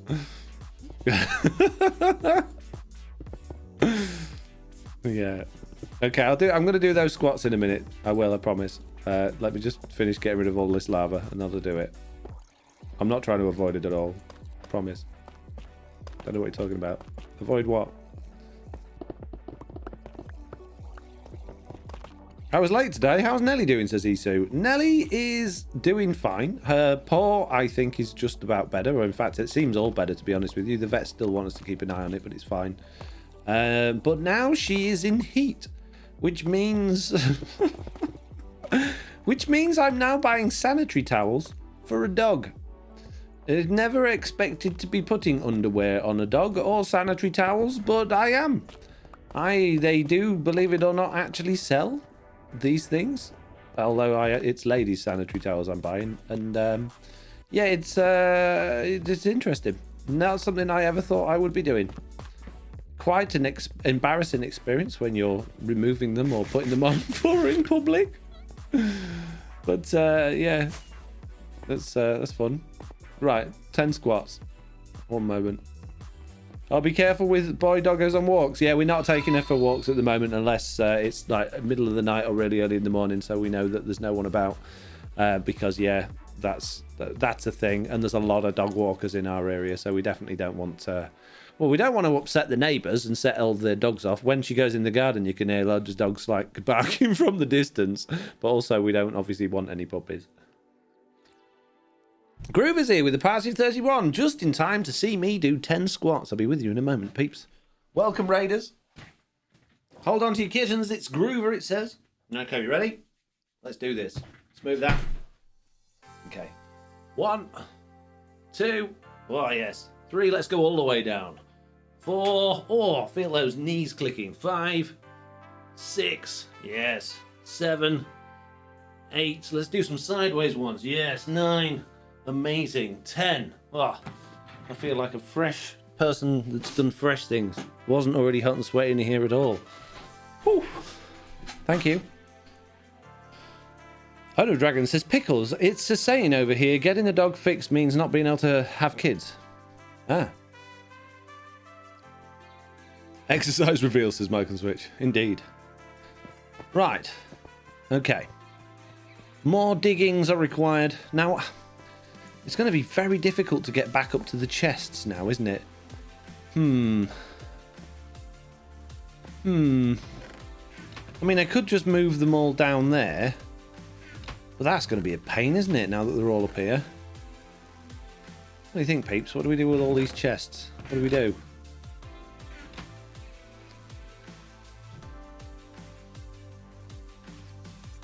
Pickle says we need a profile cam for SWAT so we can check that form. You don't want a profile cam. You will you will see my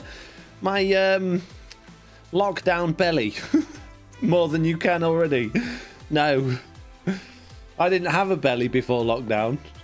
And now I've got quite a large one that needs to go away. So keep giving me more squats, peeps. Although that does not really help my belly. But hello, Axolotl. Slimes launcher, says Mike on Switch. Yeah, just leave them up there, says Owner Dragons. No, can't just leave them up there. Yeah, well, we'll leave this bit here for now. We'll concentrate on digging that area out more. We'll go further that way. Ow. We are at a silly position, though. Why did we come down to Y9? That's a bad idea. Y9 is lava land, isn't it? If we go this way far enough, though, we should appear in the other room. There it is, look. The other room. Ooh, diamonds. Don't mind if I do, mate. Thank you very much.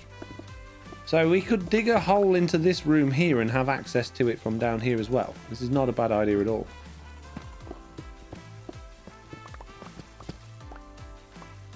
Why are we even digging, says Just Shanky. Well, it's better than standing around doing nothing, isn't it? We might as well. I'm building an area for all my farms. Because I don't have a base this season. I need farms. I can't build them at spawn because it lags spawn out. So I need an area. So this is going to be my area for farms. Slag, I haven't even spoke to Slag about it. I need to speak to him about it really because he was like, "Hey, I'm thinking about taking over the Ocean Monument area." And oh yeah, okay, I'll help you do that. And now I'm digging out the Ocean Monument area without asking him. Who would do such a thing? Steely's area. Gilliana22 just subscribed for 12 months. Wow, time flies, cannot believe it has been one whole year. Oh my goodness, someone has just subscribed for 5 months? I cannot believe it. Well, Technomage_Grim just subscribed for 5 months. Techno96 tier sip. Okay. Gilliana 22 resubscribed for 12 months saying, wow, time flies. Can't believe it's been a whole year. I can't either. Thank you very much for your subscription. And Technomage Grim for 5 months. Amazing. With a picture of a very ill-looking person. Thank you very much for your subscription. Is the area where you have your farms is either an industrial area or your base, says Just Young. No, it's just where I'm putting my farms. See, it's actually technically... Well, I don't think Slack's intending on coming over here anymore. I think he said that he wasn't planning on it. But I think we will be using this ocean monument at some point. So it just makes sense to have everything over here, because we've already got the drowned farm over here. We've already got the fish farm over here. And, you know, it just makes sense to just plonk more stuff where we're already going to go AFK, you know? So... But what I don't want to do is make a load of farms that are going to cause... lag when I'm AFK and at the other stuff, so everything's going to have to be off and onable. So we're going to have to be smart when we make the sugarcane farms and make it so that they're not going to grow or like be ticking all the time while we're in the area. So we've got a lot of interesting stuff to do with those.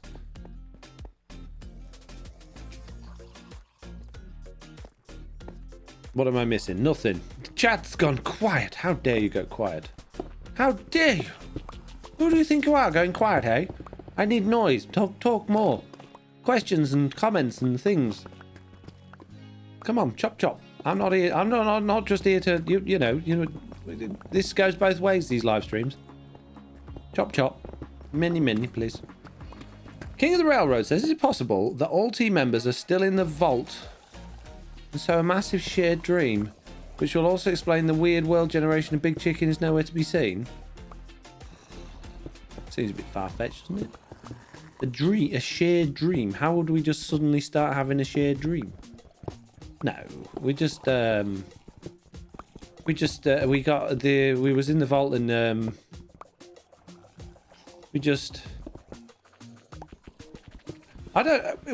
don't think so. I don't think that's right at all. No, I don't think that's right. Technomage Room said, I was just dreaming about brewing coffee. Coffee. Won't the old says, no matter how much I look at it, I don't like the texture for iron. The new texture for iron is taking a lot of getting used to. I totally agree with you. Do you mean this weird chicken looking thing that also could be rabbit skin? No, raw rabbit. Or do you mean this iron thing on the wall, which kind of looks a bit weird? Because I'm used to the ores now. The ores don't bother me at all. When I first saw the ores, I was deeply disturbed and thought, no, you can't change the ores. They're ingrained into the game. But I'm fine with the ores now. Doesn't bother me at all. But the weird rabbit thing is weird. I don't like the raw blocks. The raw blocks are okay. The raw ingots, just weird. Like, what was you thinking? Really hope they revisit those, because they don't look right at all to me. And I also think it's a bit of a mess. We got raw iron ingots, raw copper ingots, raw gold ingots, gold nuggets, iron nuggets, no copper nugget. There's just what? Too much stuff. They need to rethink it all. And I think they need to make copper less ridiculously expensive. Copper really does need to be. The copper block should be 4 copper ingots, not 9, because it's crazy. You can't build with it when it's like that. Well, you can, but you just spend your entire life digging. Which is why I'm doing everything underground, so I've got an excuse to do digging, so that I can get more copper to build with. That wasn't my plan. Was, you know, I'd like to be just building everything on the surface, but if I do it all on the surface, I'm not going to be digging and getting any of the materials that I want to be building with. So, lump of iron uncooked chicken, says Glam Pixie.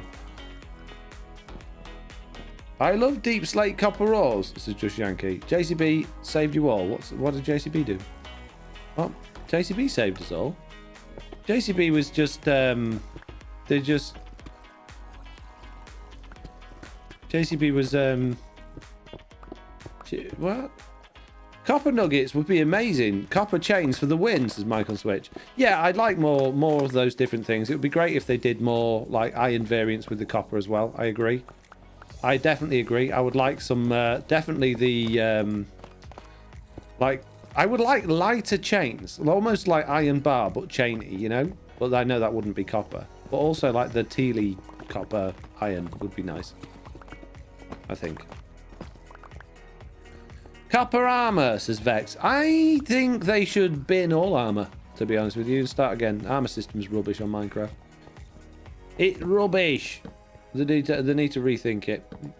I like the idea that you can put netherite on armor and it becomes stronger. So maybe that you have a base armor, right? And then you add ingredients to it to make it better. So maybe you add redstone in it to make you faster. Maybe you add glowstone in it to make you glow in the dark or see more, or I don't know. I just feel like the armor system could be so much better than it is. It's just, it doesn't make any sense the way it is. It just seems a bit pointless. Amethyst armor, says just Shanky. I like that idea, says Word in the Old. I was just thinking about iron bars could be like darker like chains, says Pickles. Yeah, darker iron bars as well. There's loads of things that would be really good.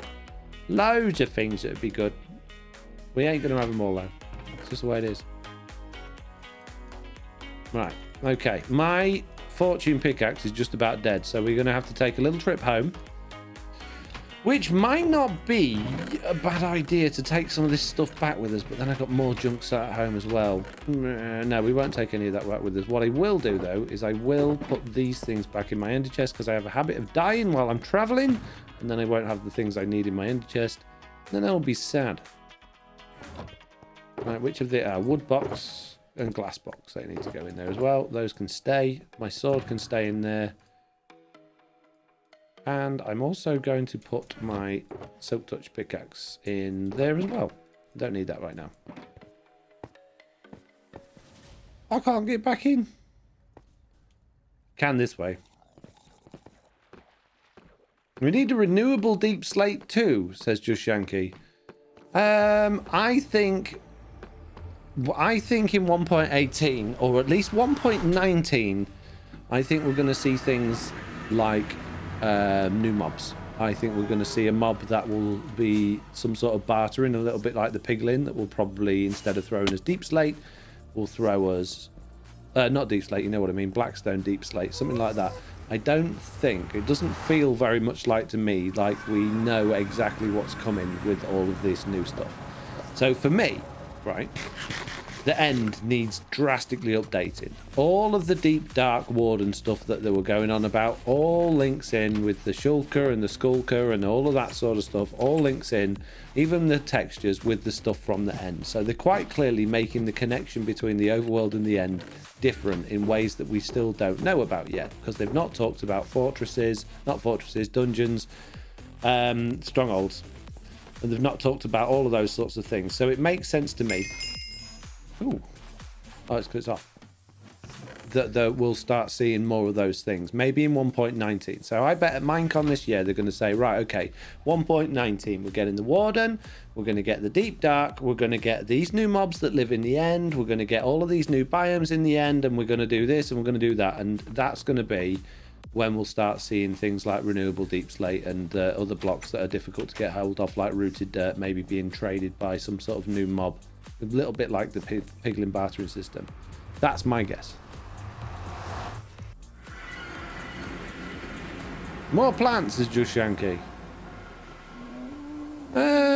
We've got a good number of plants now in the game. I don't know. I don't think that, for me, more plants isn't high on the list of things that we need. My guess is the Warden may have dropped deep slate as it's where it's meant to live.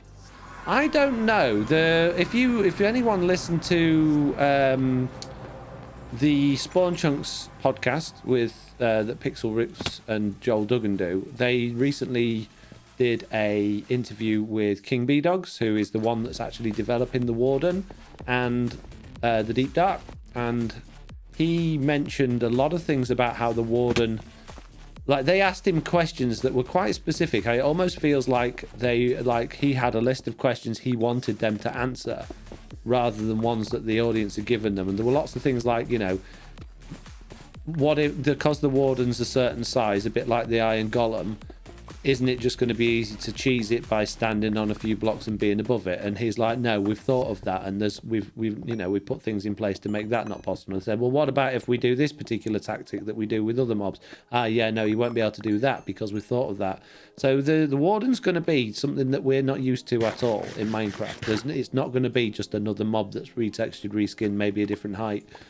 So I probably guess we should probably forget the idea of it dropping something on death and just being a normal thing. I think there's going to be a lot more to it than that, by the sounds of things anyway. Mini boss says just Shanky. Yeah, potentially, but I don't think we know everything about it. We certainly don't know everything about the Deep Dark and how that links to the end. So I think there's a lot of stuff they've not mentioned yet that they probably were planning on mentioning and bringing out for 1.18, but with all of the delays and setbacks, I think that seems to have all been pushed to 1.19 now. And still, I saw a news report today saying, what's coming in 1.18? Still people convinced that the Warden is going to be in 1.18. And again, through the entire podcast that they did, very specifically pointed out that the Warden and the everything that there was like confirmed for 1.18, like, yes, this is going to be in 1.18. Yes, this is going to be in 1.18. Whenever the Warden was mentioned, it's like, is not coming in the first part of the Caves and Cliffs update. And that's as good as they got with it. So they're still confirming there without confirming that it's not coming in 1.18. And I think they're just trying to do damage control. I think if they just out and out say it's not coming in 1.18, they feel like a lot of people are going to be upset. So by the fact that they're being coy with it, I think maybe they're just planning on a surprise drop at some point. I don't know. Kind of like, you know, remember when Elytra came out, you couldn't actually fly with firework rockets at that point. But then, like, literally some weird random update number after that, they introduced rockets for flight. So maybe they're thinking Warden might be 1.18.2 or something like that. So we'll see. Something to do with the skulk sensors, how the Warden interact. Yeah, well, we know the Warden is going to be based on vibration. So it's going to detect, it's blind effectively. It's going to detect the player based on the noises or the vibration it makes from moving around and what it does. We know that, but we don't know anything else. And the fact that they said it's so difficult to add into the game. Bearing in mind, this is the developer, King B Dogs was the developer that created the Ether mod. So he knows what he's doing with Java Edition. And there's some other stuff he's already developed for Java Edition that he's done, you know, and added into the game without any issue. The fact that he's behind developing this for Minecraft for 1.17, they're obviously doing things that are new and different and causing problems that they weren't expecting with development. So that's got to be a good sign that this is going to be exciting when it comes. I feel like it will use shulkers to hit also, which is scary. Shulkers? Why shulkers? He will ignore Jason says he will ignore invisibility effects. Well, yeah, I would imagine so, because invisibility doesn't stop you making noises, does it? So yeah, I don't think invisibility is going to work against the Warden. Be amazed if it did. I feel like it will... no, I've read that one. Maybe a new potion for him. Maybe. Could be. Who knows? Who knows what they're planning? They're being very, very, very secretive about it, which I can only think is either a good thing or done for damage control purposes in case they actually realise they just can't do it. You know, they may be still on the fence thinking, we really want to do this, but it's just not going to work for whatever reason.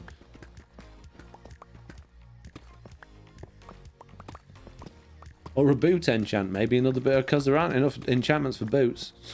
It's like the thing you can enchant more than anything, isn't it? Or were you being sarcastic? Wattle's thoughts on it was that the Warden detects movement using skulk sensors placed around the Deep Dark. I don't think so. I think they've already said. In fact, he even said in the podcast that the Warden uses its tendrils to detect players' vibration, so it doesn't need to use something else to do that.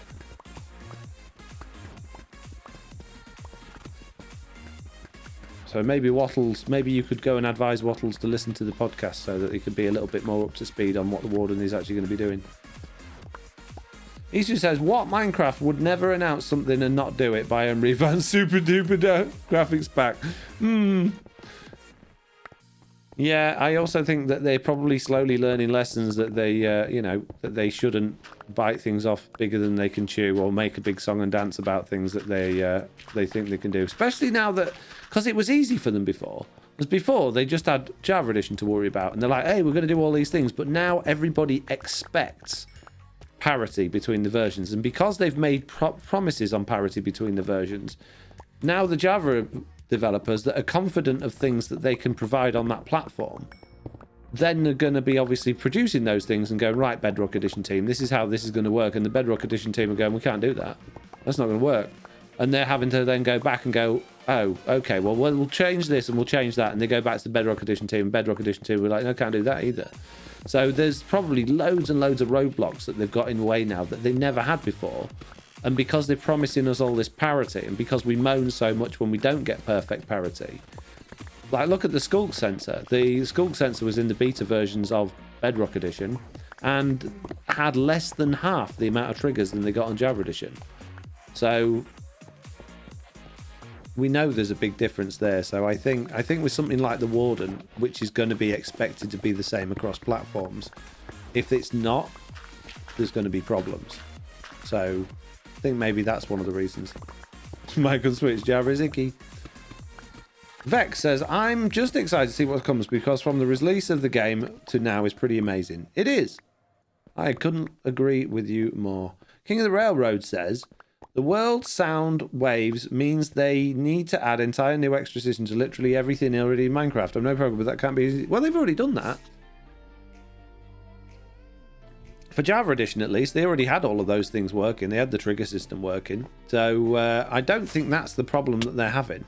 Or maybe that problem creates a lot of lag, or maybe that problem's not very well or easy to optimize. So maybe it is to do with that. But in terms of creating that system, they already did it. And like I say, they did do it on Bedrock Edition as well, but to a much lesser extent. It didn't have half the stuff that it had in Java Edition. So you might be right to an extent. The agent said they already have subtitles, so there must be some sound system. The sound system's in both. What I don't understand is why Bedrock Edition, which is the larger platform of the two in terms of player base, isn't doing the stuff like subtitles, which are, you know, in this day and age, it's in all games, isn't it, subtitles? Why doesn't that exist in Bedrock Edition? Why are Bedrock Edition, like, avoiding doing accessibility settings? That doesn't make sense to me at all. Isu says, there are so many parity issues. I don't know why some folks get so hung up on everything being the same. They will never fix parity to redstone, and that kind of sets the bar. No, I think the reason people get hung up is because, again, the majority of the player base, 90% of the player base, that's a huge number when you're talking, you know, millions of players. 90% of them play on Bedrock Edition.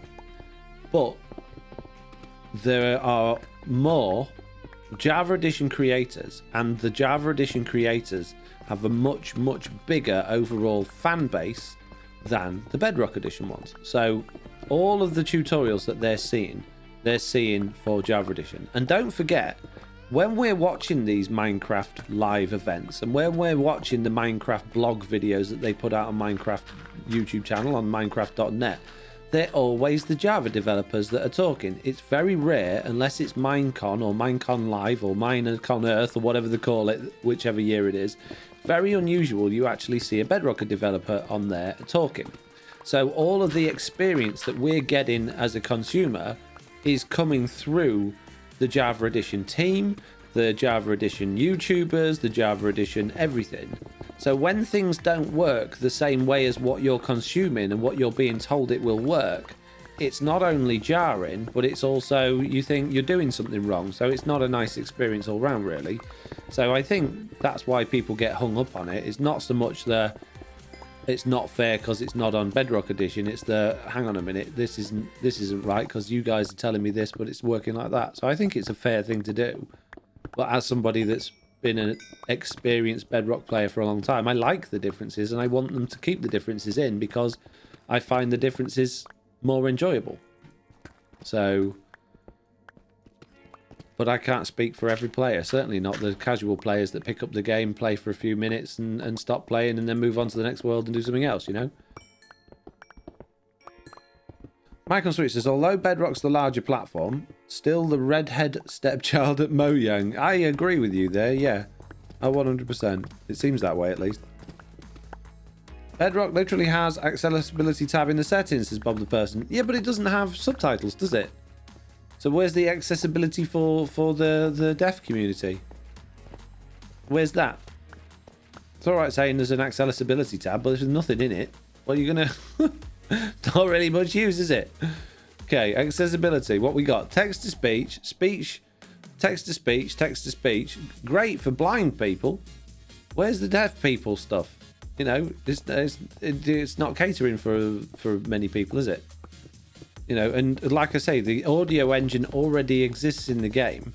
And yes, it would be a big thing to do for them to include subtitles, but don't you think that they owe that to the community?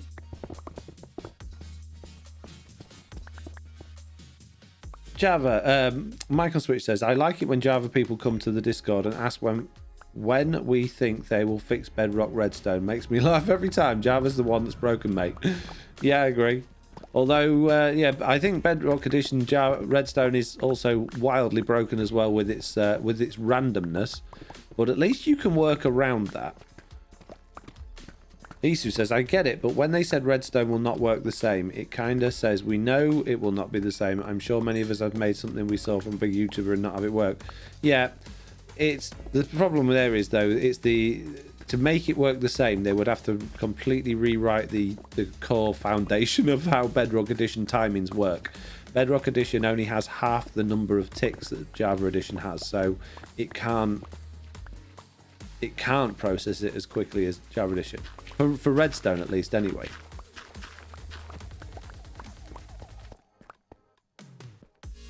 Bob the Person says, that's the point. Why not add more to it? Exactly. Why not? Why not add more in? If the tab's already there, if they're already considering it, why not? Maybe they will. Maybe 1.18 or 1.90 will suddenly bring in subtitles. But you'd think they'd be asking about it or talking about it, wouldn't you? Hey, guys, we're going to be bringing accessibility to Minecraft soon. We're working on it. Don't worry about it. Don't worry about it. You know, 90% of the players that play the game, we're thinking of you too. I'd settle for parity within Bedrock on different devices. Apple's iPadOS added support for mouse and keyboard input a whole version ago. Bedrock Edition for iPad doesn't use them yet. Hang on a minute. Apple's iPadOS added some more from yeah, they've said that the mouse and keyboard support is coming for mobile version of Minecraft very soon. Again, quite a big thing for them to add in, really. I guess it all depends on how those device specifics actually handle those input things. It's not going to be like talking to a Windows 10 PC, so that's probably quite a lot of work for them to add in, but they are doing it.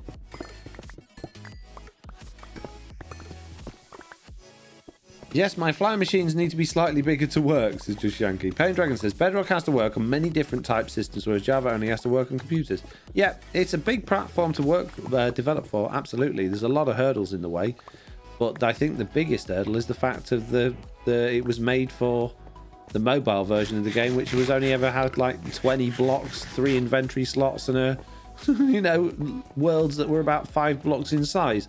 So they're starting off on a difficult footing. If they'd started Bedrock Edition from scratch, I guarantee it would not be using the engine it's got now. It wouldn't be using the database structure it's got now, and it wouldn't have half the limitations it's got now. So yeah, I think that's the biggest issue.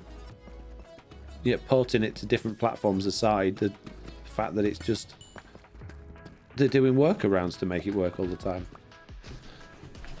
Hi, is this server or your world? Says Delivered Potatoes. This is the Truly Bedrock SMP content creator server that I'm playing on at the moment. So it's yes, it's not my personal world, no. But it's the world I play on mostly. I would love if BDS and Realms work better, lol, says Isu. What's wrong with BDS? I couldn't understand why you want Realms to work better. What's wrong with BDS? What's your issue with those? The admin side of things? The fact that that's not ever so great, or what?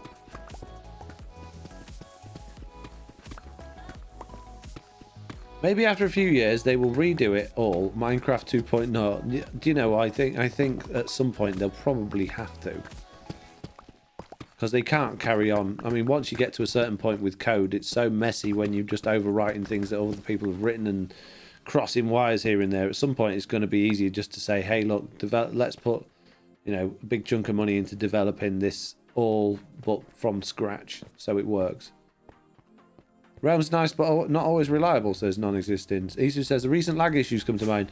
Yeah, I think a lot of that is fixable. I think a lot of that's fixable. I don't think that's... I think the BDS has struggled a lot since 1.17, but I think there are other reasons behind that as well. So, I'm not... Oh, excuse me. I'm not ready to blame the BDS yet. Connection is poor a lot of times, is non-existing. What, to Realms? I don't think you can blame the Realms connection. I think if you've got a poor connection, surely that's your end, not their end. Is that not right? Jessie B says, Foxy says he has a mighty need for copper, then covers it with stone instead of mining it. Where have I just... Where did I... Oh. There's like 4 pieces, Jessie. I got shops asking for copper now. Don't need to mine it anymore. Jeez. I do have a mighty need for copper. I'm also talking and not concentrating. Jeez, give me a chance. Right, peeps.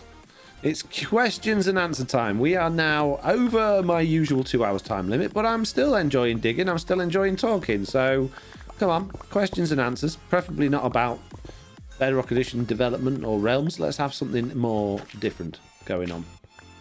King of the Railroad says, is it possible for subtitles? It's possible that subtitles may be on the cards soon, as I heard the whole reason for the new ores is so that they're colour blind can see the difference in ores. So probably won't be much before subtitles come in.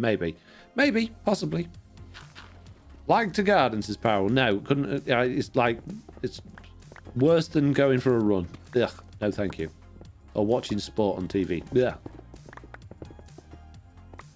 What you eating for dinner, Foxy? Today I had I had something that I occasionally make because it's very easy to make. It's not all that bad for you. It's got lots of stuff that gives you energy, but yeah, it's not very nice. I like the taste of it, but it's horrendously unattractive food. You wouldn't want to eat it. And it's not really got a name, but it's something I made up myself. So, you get a pack of Uncle Ben's spicy Mexican rice, right, that you can microwave. And you put it in the microwave. At the same time, you get a tin of chopped tomatoes. You get a tin of hot dog sausages. And if you just happen to have a tin of Fray Bentos meatballs in tomato sauce kicking about, you get those as well. A little bit of veg if you've got it, and some egg. And you cook it all together. So you put your hot dogs and your meatballs and your chopped tomatoes in a pan, get them all nice and warm, chuck some garlic in there, chuck some bit of onion in there, chuck some herbs and spices in to give it a bit of flavour, a bit of salt and pepper, right? Throw an egg in there, and this is where it gets gross, because you're throwing egg into chopped tomatoes and it's not a pleasant thing, but it tastes nice and it's really good for you. The hot dog's not necessarily good for you, but there's a lot of protein in hot dogs and not much fat, right? Then you get your rice out of the microwave, stir it in till it all congeals and goes quite thick, and then you serve it up, and then you basically have a bowl full of that, and then there's enough there to probably last you about 4 meals worth. So it's gross, it looks gross, it tastes quite nice, and it's not bad for you, and it gives you lots and lots of energy. There's a lot of carbohydrate in there and a lot of protein in there. Jessie B says, if you could spend a day with anyone famous, business peoples included, who would you like to meet? Hello, zombie spawning on a torch. Did anyone just notice that there? Zombie, did it... Shut... What? Oh, no, they're falling down from up there. Okay, I'll let you off. That's a good question, Jessie. See,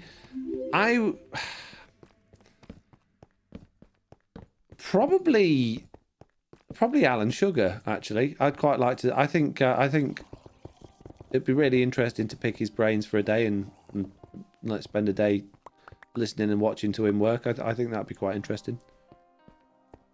Sounds unusual, but tasty, says Bob the Burston. I think you have that protein fat thing backwards in the hot dog. Check the tin. Check the tin of the hot dogs. I checked it. There's a lot of protein and not much fat in those cheapo 56p a tin hot dogs. I mean, they're very processed, so probably not all that great for you in the scheme of things. Probably a lot more salt and sugar in there than would be good. But there is, honestly, more protein in there than fat, which is good. Now, I can't say the same for the meatballs. The meatballs are just in there because basically what happened was I didn't used to make it with the meatballs as well. But my nana at one point decided she used to get this aid support thing where people would come and bring her a food thing round every week, and it always had like loads of these tins of meatballs, and she didn't like them, so she just used to store them up in the back of her cupboard. And then one day she just brought them round and gave me this huge bag of tins of meatballs, and I felt like too awful to say no. And I thought, well, the kids will like it, and Oliver quite likes them, but he never wants them, so I just thought, well, I'll start shoving them in this thing and see what it's like, and it's okay, it's not too bad. Blue Ted says, hi Foxy, I've returned. Well, hello and welcome. Thank you for returning. I'm guessing European hot dogs are different than American hot dogs, says Teamwork. Right, I'll tell you what. I'm going to go and check, because this is one of those things where I'm probably wrong about. So give me 1 second and nip to the kitchen, go grab a tin and see what we think, okay?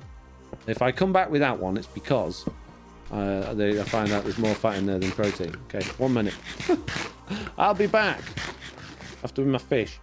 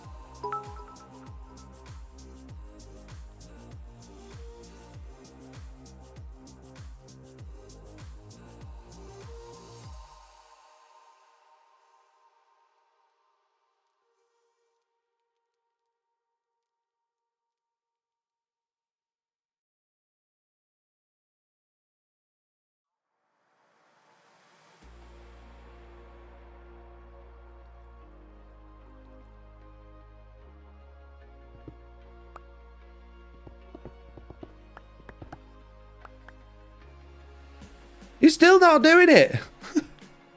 I unmuted it. The meter went down. Jeez.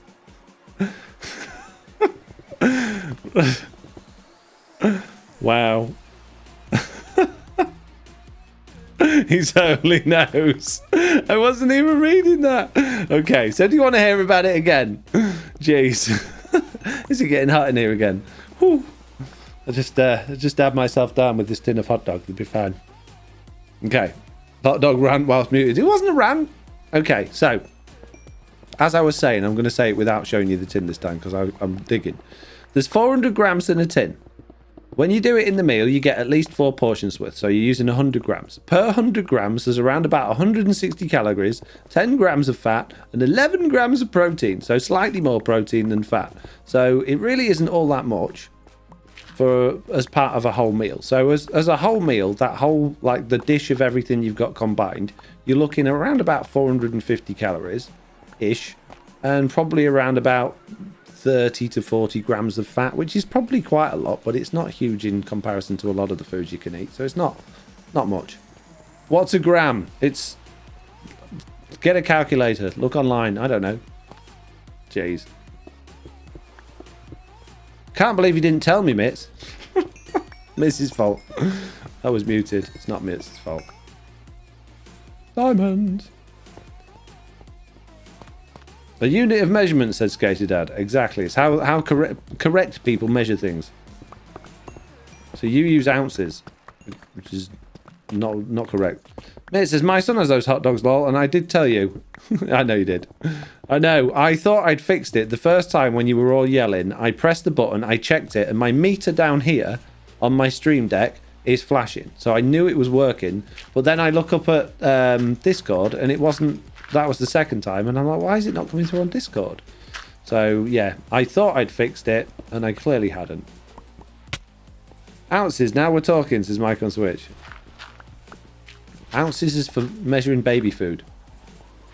Babies have ounces.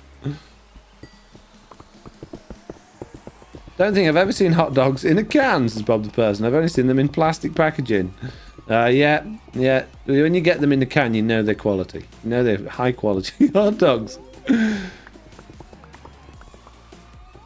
Yeah, they're not the best thing to eat. They're definitely not the best thing to eat. You could definitely spend more money and put better things in your meal. You could put in some, you know, high quality meat content if that's what you wanted, or there's definitely better. You could like chuck in a load of mushrooms instead of that, or some fish, or no, I've done it with fish before. It doesn't mix in well with the tomatoes. It's not good putting fish in there. But yeah, there are other sources of protein that are a lot better for you than those hot dogs. But those hot dog tins are so cheap and they taste really nice. So a little bit of bad with a lot of good is fine, because everything in balance is okay. If you're eating a balanced diet, you're all right. If I was just eating hot dogs, not good. Okay. I'm an American and I use grams, says Dansby. I bet you've got no friends then. Everyone hates you for using grams. But it's like when we, us British people, I'm only kidding by the way, that was a joke. Yeah, when us British people try and do an American things, and then all of our friends go, oh, you're just trying to be so American, you are. Just trying to fit in. I think at some point, what will happen is, because there's such a big influence of American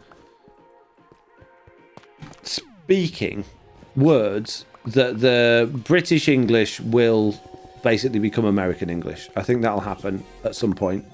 But I think at some point or other, the Americans will adopt the metric system, because I think you're one of the few countries left in the world that still uses it.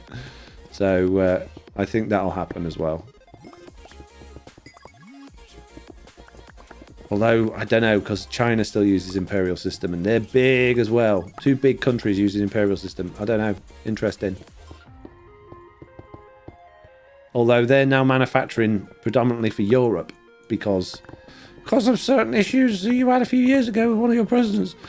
So they're now converting most of their stuff to metric because of that. So you don't know. It will all go round a circle, says Just Yankee. Hang on a minute. I've got chat that I've missed. I feel sad. I've been locked out of my own Minecraft server for a week now because all the members aren't coming online to save me from lava. Just die. It's fine.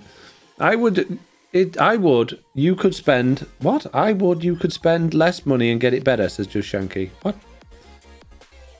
King of the Railroad says, random question. If you was going to be stranded on a desert island for a week with nothing, but you're allowed 6 things of your choice to make your stay better as long as it doesn't help you escape, what would you have?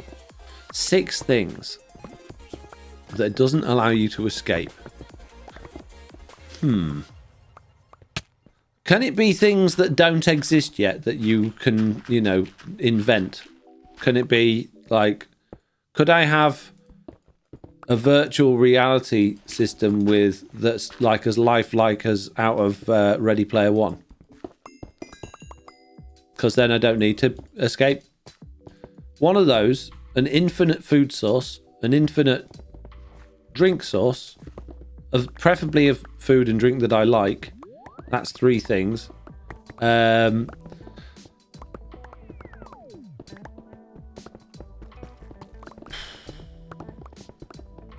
bike and some nice smooth paths to go bike riding on. That's 1 thing. Okay, it comes with the bike. A surfboard and some shark repellent spray. There you go.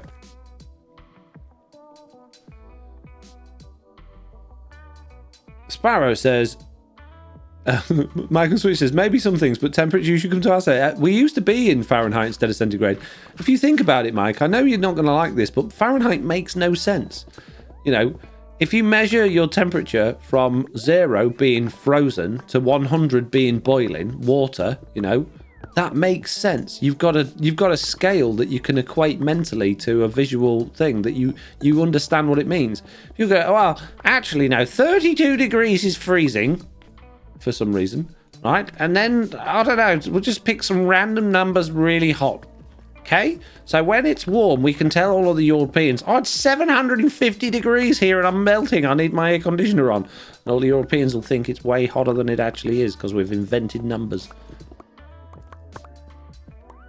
F is for failure of a measurement system, says Pickles. I agree. Yeah, Fahrenheit makes no sense. Like when I was little, we had the Fahrenheit system. We just literally turned to metric when I went to school, pretty much. So I remember my dad trying to teach me Fahrenheit, and it just made no sense. The only thing I could figure out was the fact that it was freezing when it was 32 degrees. When I went to school, and they're like, bruh, have you seen this other letter? It's called C. And they're like, if it's 100, it's boiling. If it's 0, it's freezing. It just went in, you know. There's no... I don't have to learn anything then. It's just, yeah, that makes sense. Kelvin is better than C and F. So, no, it isn't. How is Kelvin better? Kelvin's another stupid scale. Well, absolute 0. No, it's not a scale that anybody's going to use in the real world, is it? You have to be a scientist to need Kelvin. That's like saying we're going to measure all distances in light years. Okay, so the distance from the end of your nose to your eyeball, we're going to measure that in light years, people, because that's the far superior version of measurement. No, it isn't. It's stupid. You need to use relative measurements. 212 degrees Fahrenheit is boiling. Of course it is. Right, this is where it gets better. 200 degrees C. 200 degrees C is perfect pizza cooking temperature. Okay, so you've got 0, right, frozen, 100 boiling, good cup of tea, 200 pizza. You know, what measurement system can you measure like that? Ice, tea, and pizza. You don't get better than that.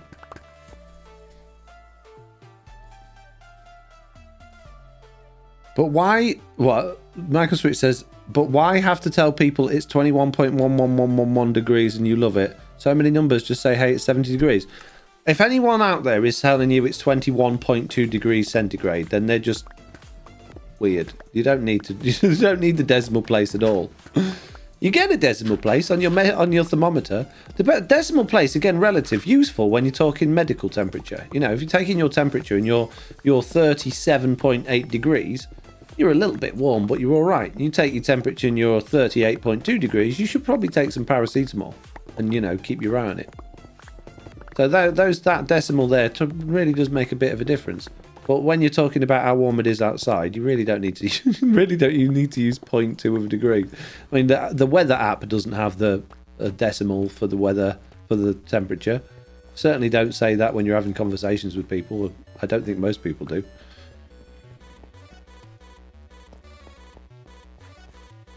Furlongs per fortnight is the best speed measurement system. This is quantum reference, yes. How many furlongs per fortnight is it? It's like miles per gallon. Miles per gallon is such a headache to work out. They're such a headache to work out because we fill up in litres, right? And we do drive miles. We don't drive kilometres. So we're still, like our road signs, you don't know whether it's M for miles or M for metres. It's very confusing. So we're driving along. We're doing, 45 miles per litre or whatever it is, or 4 miles. And you're like, right, how many miles per gallon is that? And I don't know. I've got to divide it by 4.52 and account what? It's impossible. Stupid. When you're doing an experiment, says Pink Jedi. I love this conversation, says Athena V. Yeah, we're all wrong. We'll have a good system eventually. The world system. That's weird. Why does the UK do that? Says Just Shanky. I don't know. I don't know.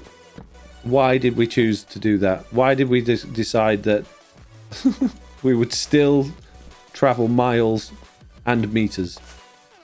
And when we get into the end of the road, everything's measured in yards. So we got miles, meters, and yards, and it's all mixed together when you're on the roads. So you see a speed sign, and that's in miles per hour. Okay, and then you see a road sign. It says from my house, London, 180 miles. Okay, well I know that the M on that is miles, but then it'll say like this attraction is 1020 M. Oh, it's just over a kilometre away. Right, okay. And then it'll say as you get to the end of the road, junction coming up in 400 yards. Of course it does, mate. It makes perfect sense. Can we fix that, please? Well, I suppose we could do. And what's really useful for people that are coming to our country from other countries, not only do we make them drive on a different side of the road to the rest of the world, we also don't tell them how fast they need to go. They'll get, if it's a 30 miles an hour area, they won't know. If it's a 40 miles an hour or 50 miles an hour area, they will. But if it's a 60 mile an hour area or 70 mile an hour, again, they won't know. Because we don't, there's very, very rare that we actually signpost 30 mile an hour areas unless you're going into that area from a different speed, because basically the rules are if it's a built-up area with street lighting, regular street lighting, then it's 30 miles an hour unless you've got a repeater sign for a different speed. And then motorways are regulated at national speed limit, and the A roads are regulated at national speed limit because that varies depending on what vehicle you're in. So for a car it's 70 and 60, for a lorry it's different, and for a van it's different. So yeah. Good luck.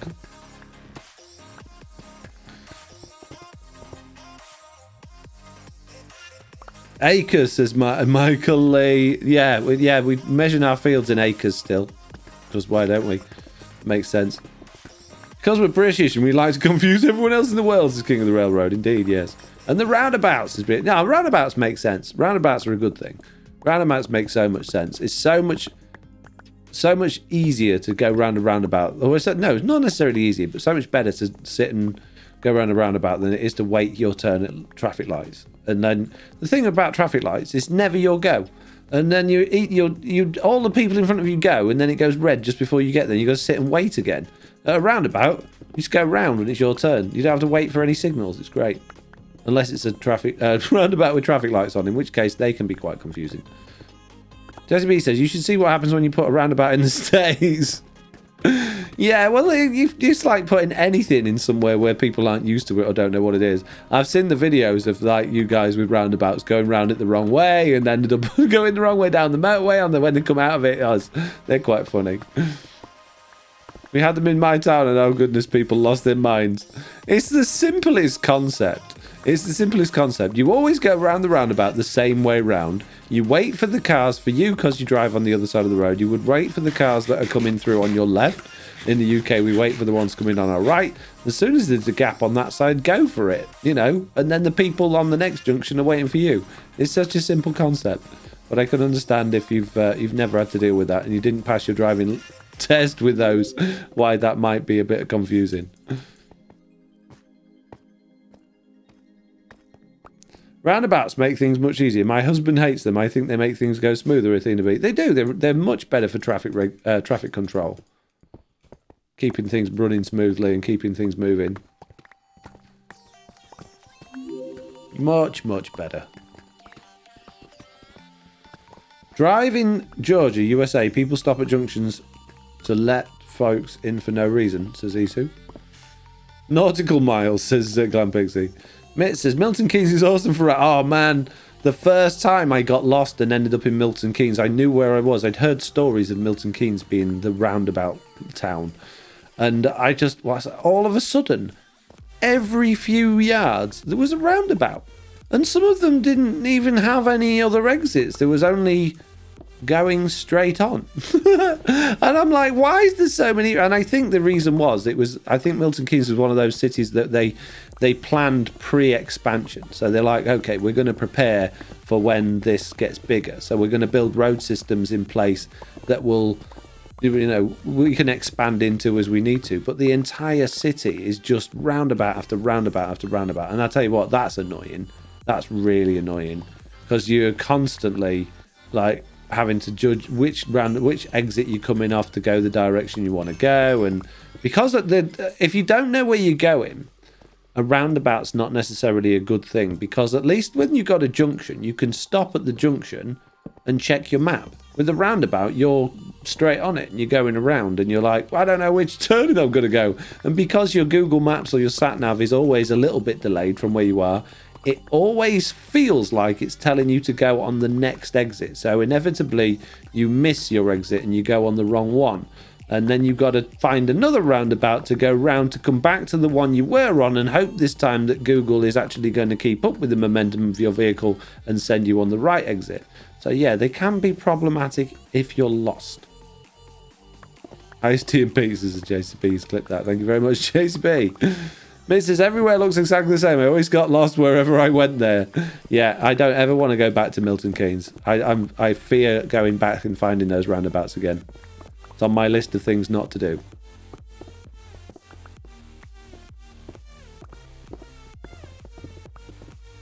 They're good from stopping people from speeding. Yeah, they are good for that, definitely. They're good for traffic control in a lot of ways. But man, they're annoying.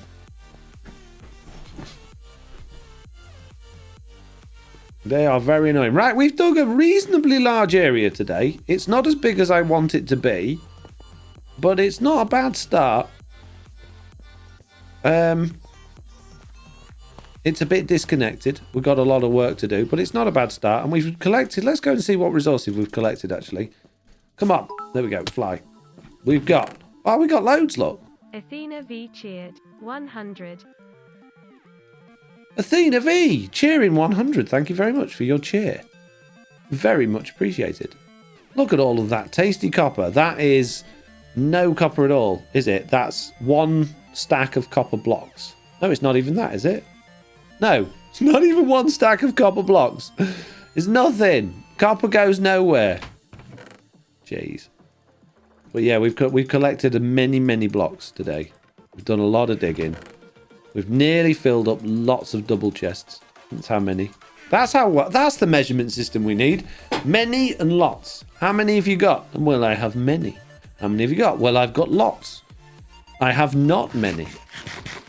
I don't have lots. Yeah, this is what we need. This is the measuring system for the future. How many copper have you got? I've got not many copper. How many would you like? I would like many copper. Yeah. ITP system, lol. They're all fixed, says Bleeding Green. Pickle says, we need a base 64 measurement. No! King of the Railroad says, at least there is one speed system I think is worldwide. The speed when on the sea is knots all over the world, I think. Maybe we should make knots the general world speed monitor for everything. Well, knots don't make any sense either, though, do they? At least when you've got... Well, no, I suppose... Yeah. Maybe. Who knows? Right, peeps. It's time, I'm afraid. I'm going to do that thing where I go big. I'm going to press roll credits. I'm going to say thank you to a bunch of people that have been very kind and followed or cheered or subscribed and been useful by being a moderator. And then I'm going to find someone to raid. So if your name is on the screen, thank you very much for your help and support with today's live stream. And if it's not on the screen, thank you very much for being here. It's been a wonderful stream. I've had a great time. We've discussed many completely pointless, useless things. And we've decided that we're all idiots and measure things wrong, which is also nice. But on that note, I'm afraid it is time to end the live stream and say goodbye for today. I'll be back on Thursday doing another Super X stream with my peeps. And then again, probably back on next Tuesday for another Truly Bedrock one. What have we got? Where's my raid button? There it is. Who have we got? Interesting. Very interesting. Okay, you've got to decide, peeps. Bruno has got 43 viewers currently. DB has 7. Or UK Granny Gamer has 5. UK Granny Gamer's fun. I like UK Granny Gamer. We got 1 for Bruno, 2 for DB, 4 for DB. Got a question there. Gamebaker Studio. Hey Foxy, one more question. I tried out the hardcore add-ons on my world on iOS. When I died, I wasn't able to break blocks. I can still open chests and take from them and kill things. Is that supposed to happen? You shouldn't be able to kill things. Should have weakness, but you can't stop a person in adventure mode from opening chests. There's nothing I can do about that. DB, DB, DB, DB, DB. Who is Granny Gamer? This is King of the Railroad. Well, I guess it's DB. So if you were interested in finding out who UK Granny Gamer is, she's a good old gal that likes to play Minecraft, but I guess we're going to see DB. So, thank you very, very much for watching. I will see you all very soon without amazing tin of hot dogs next time. Goodbye.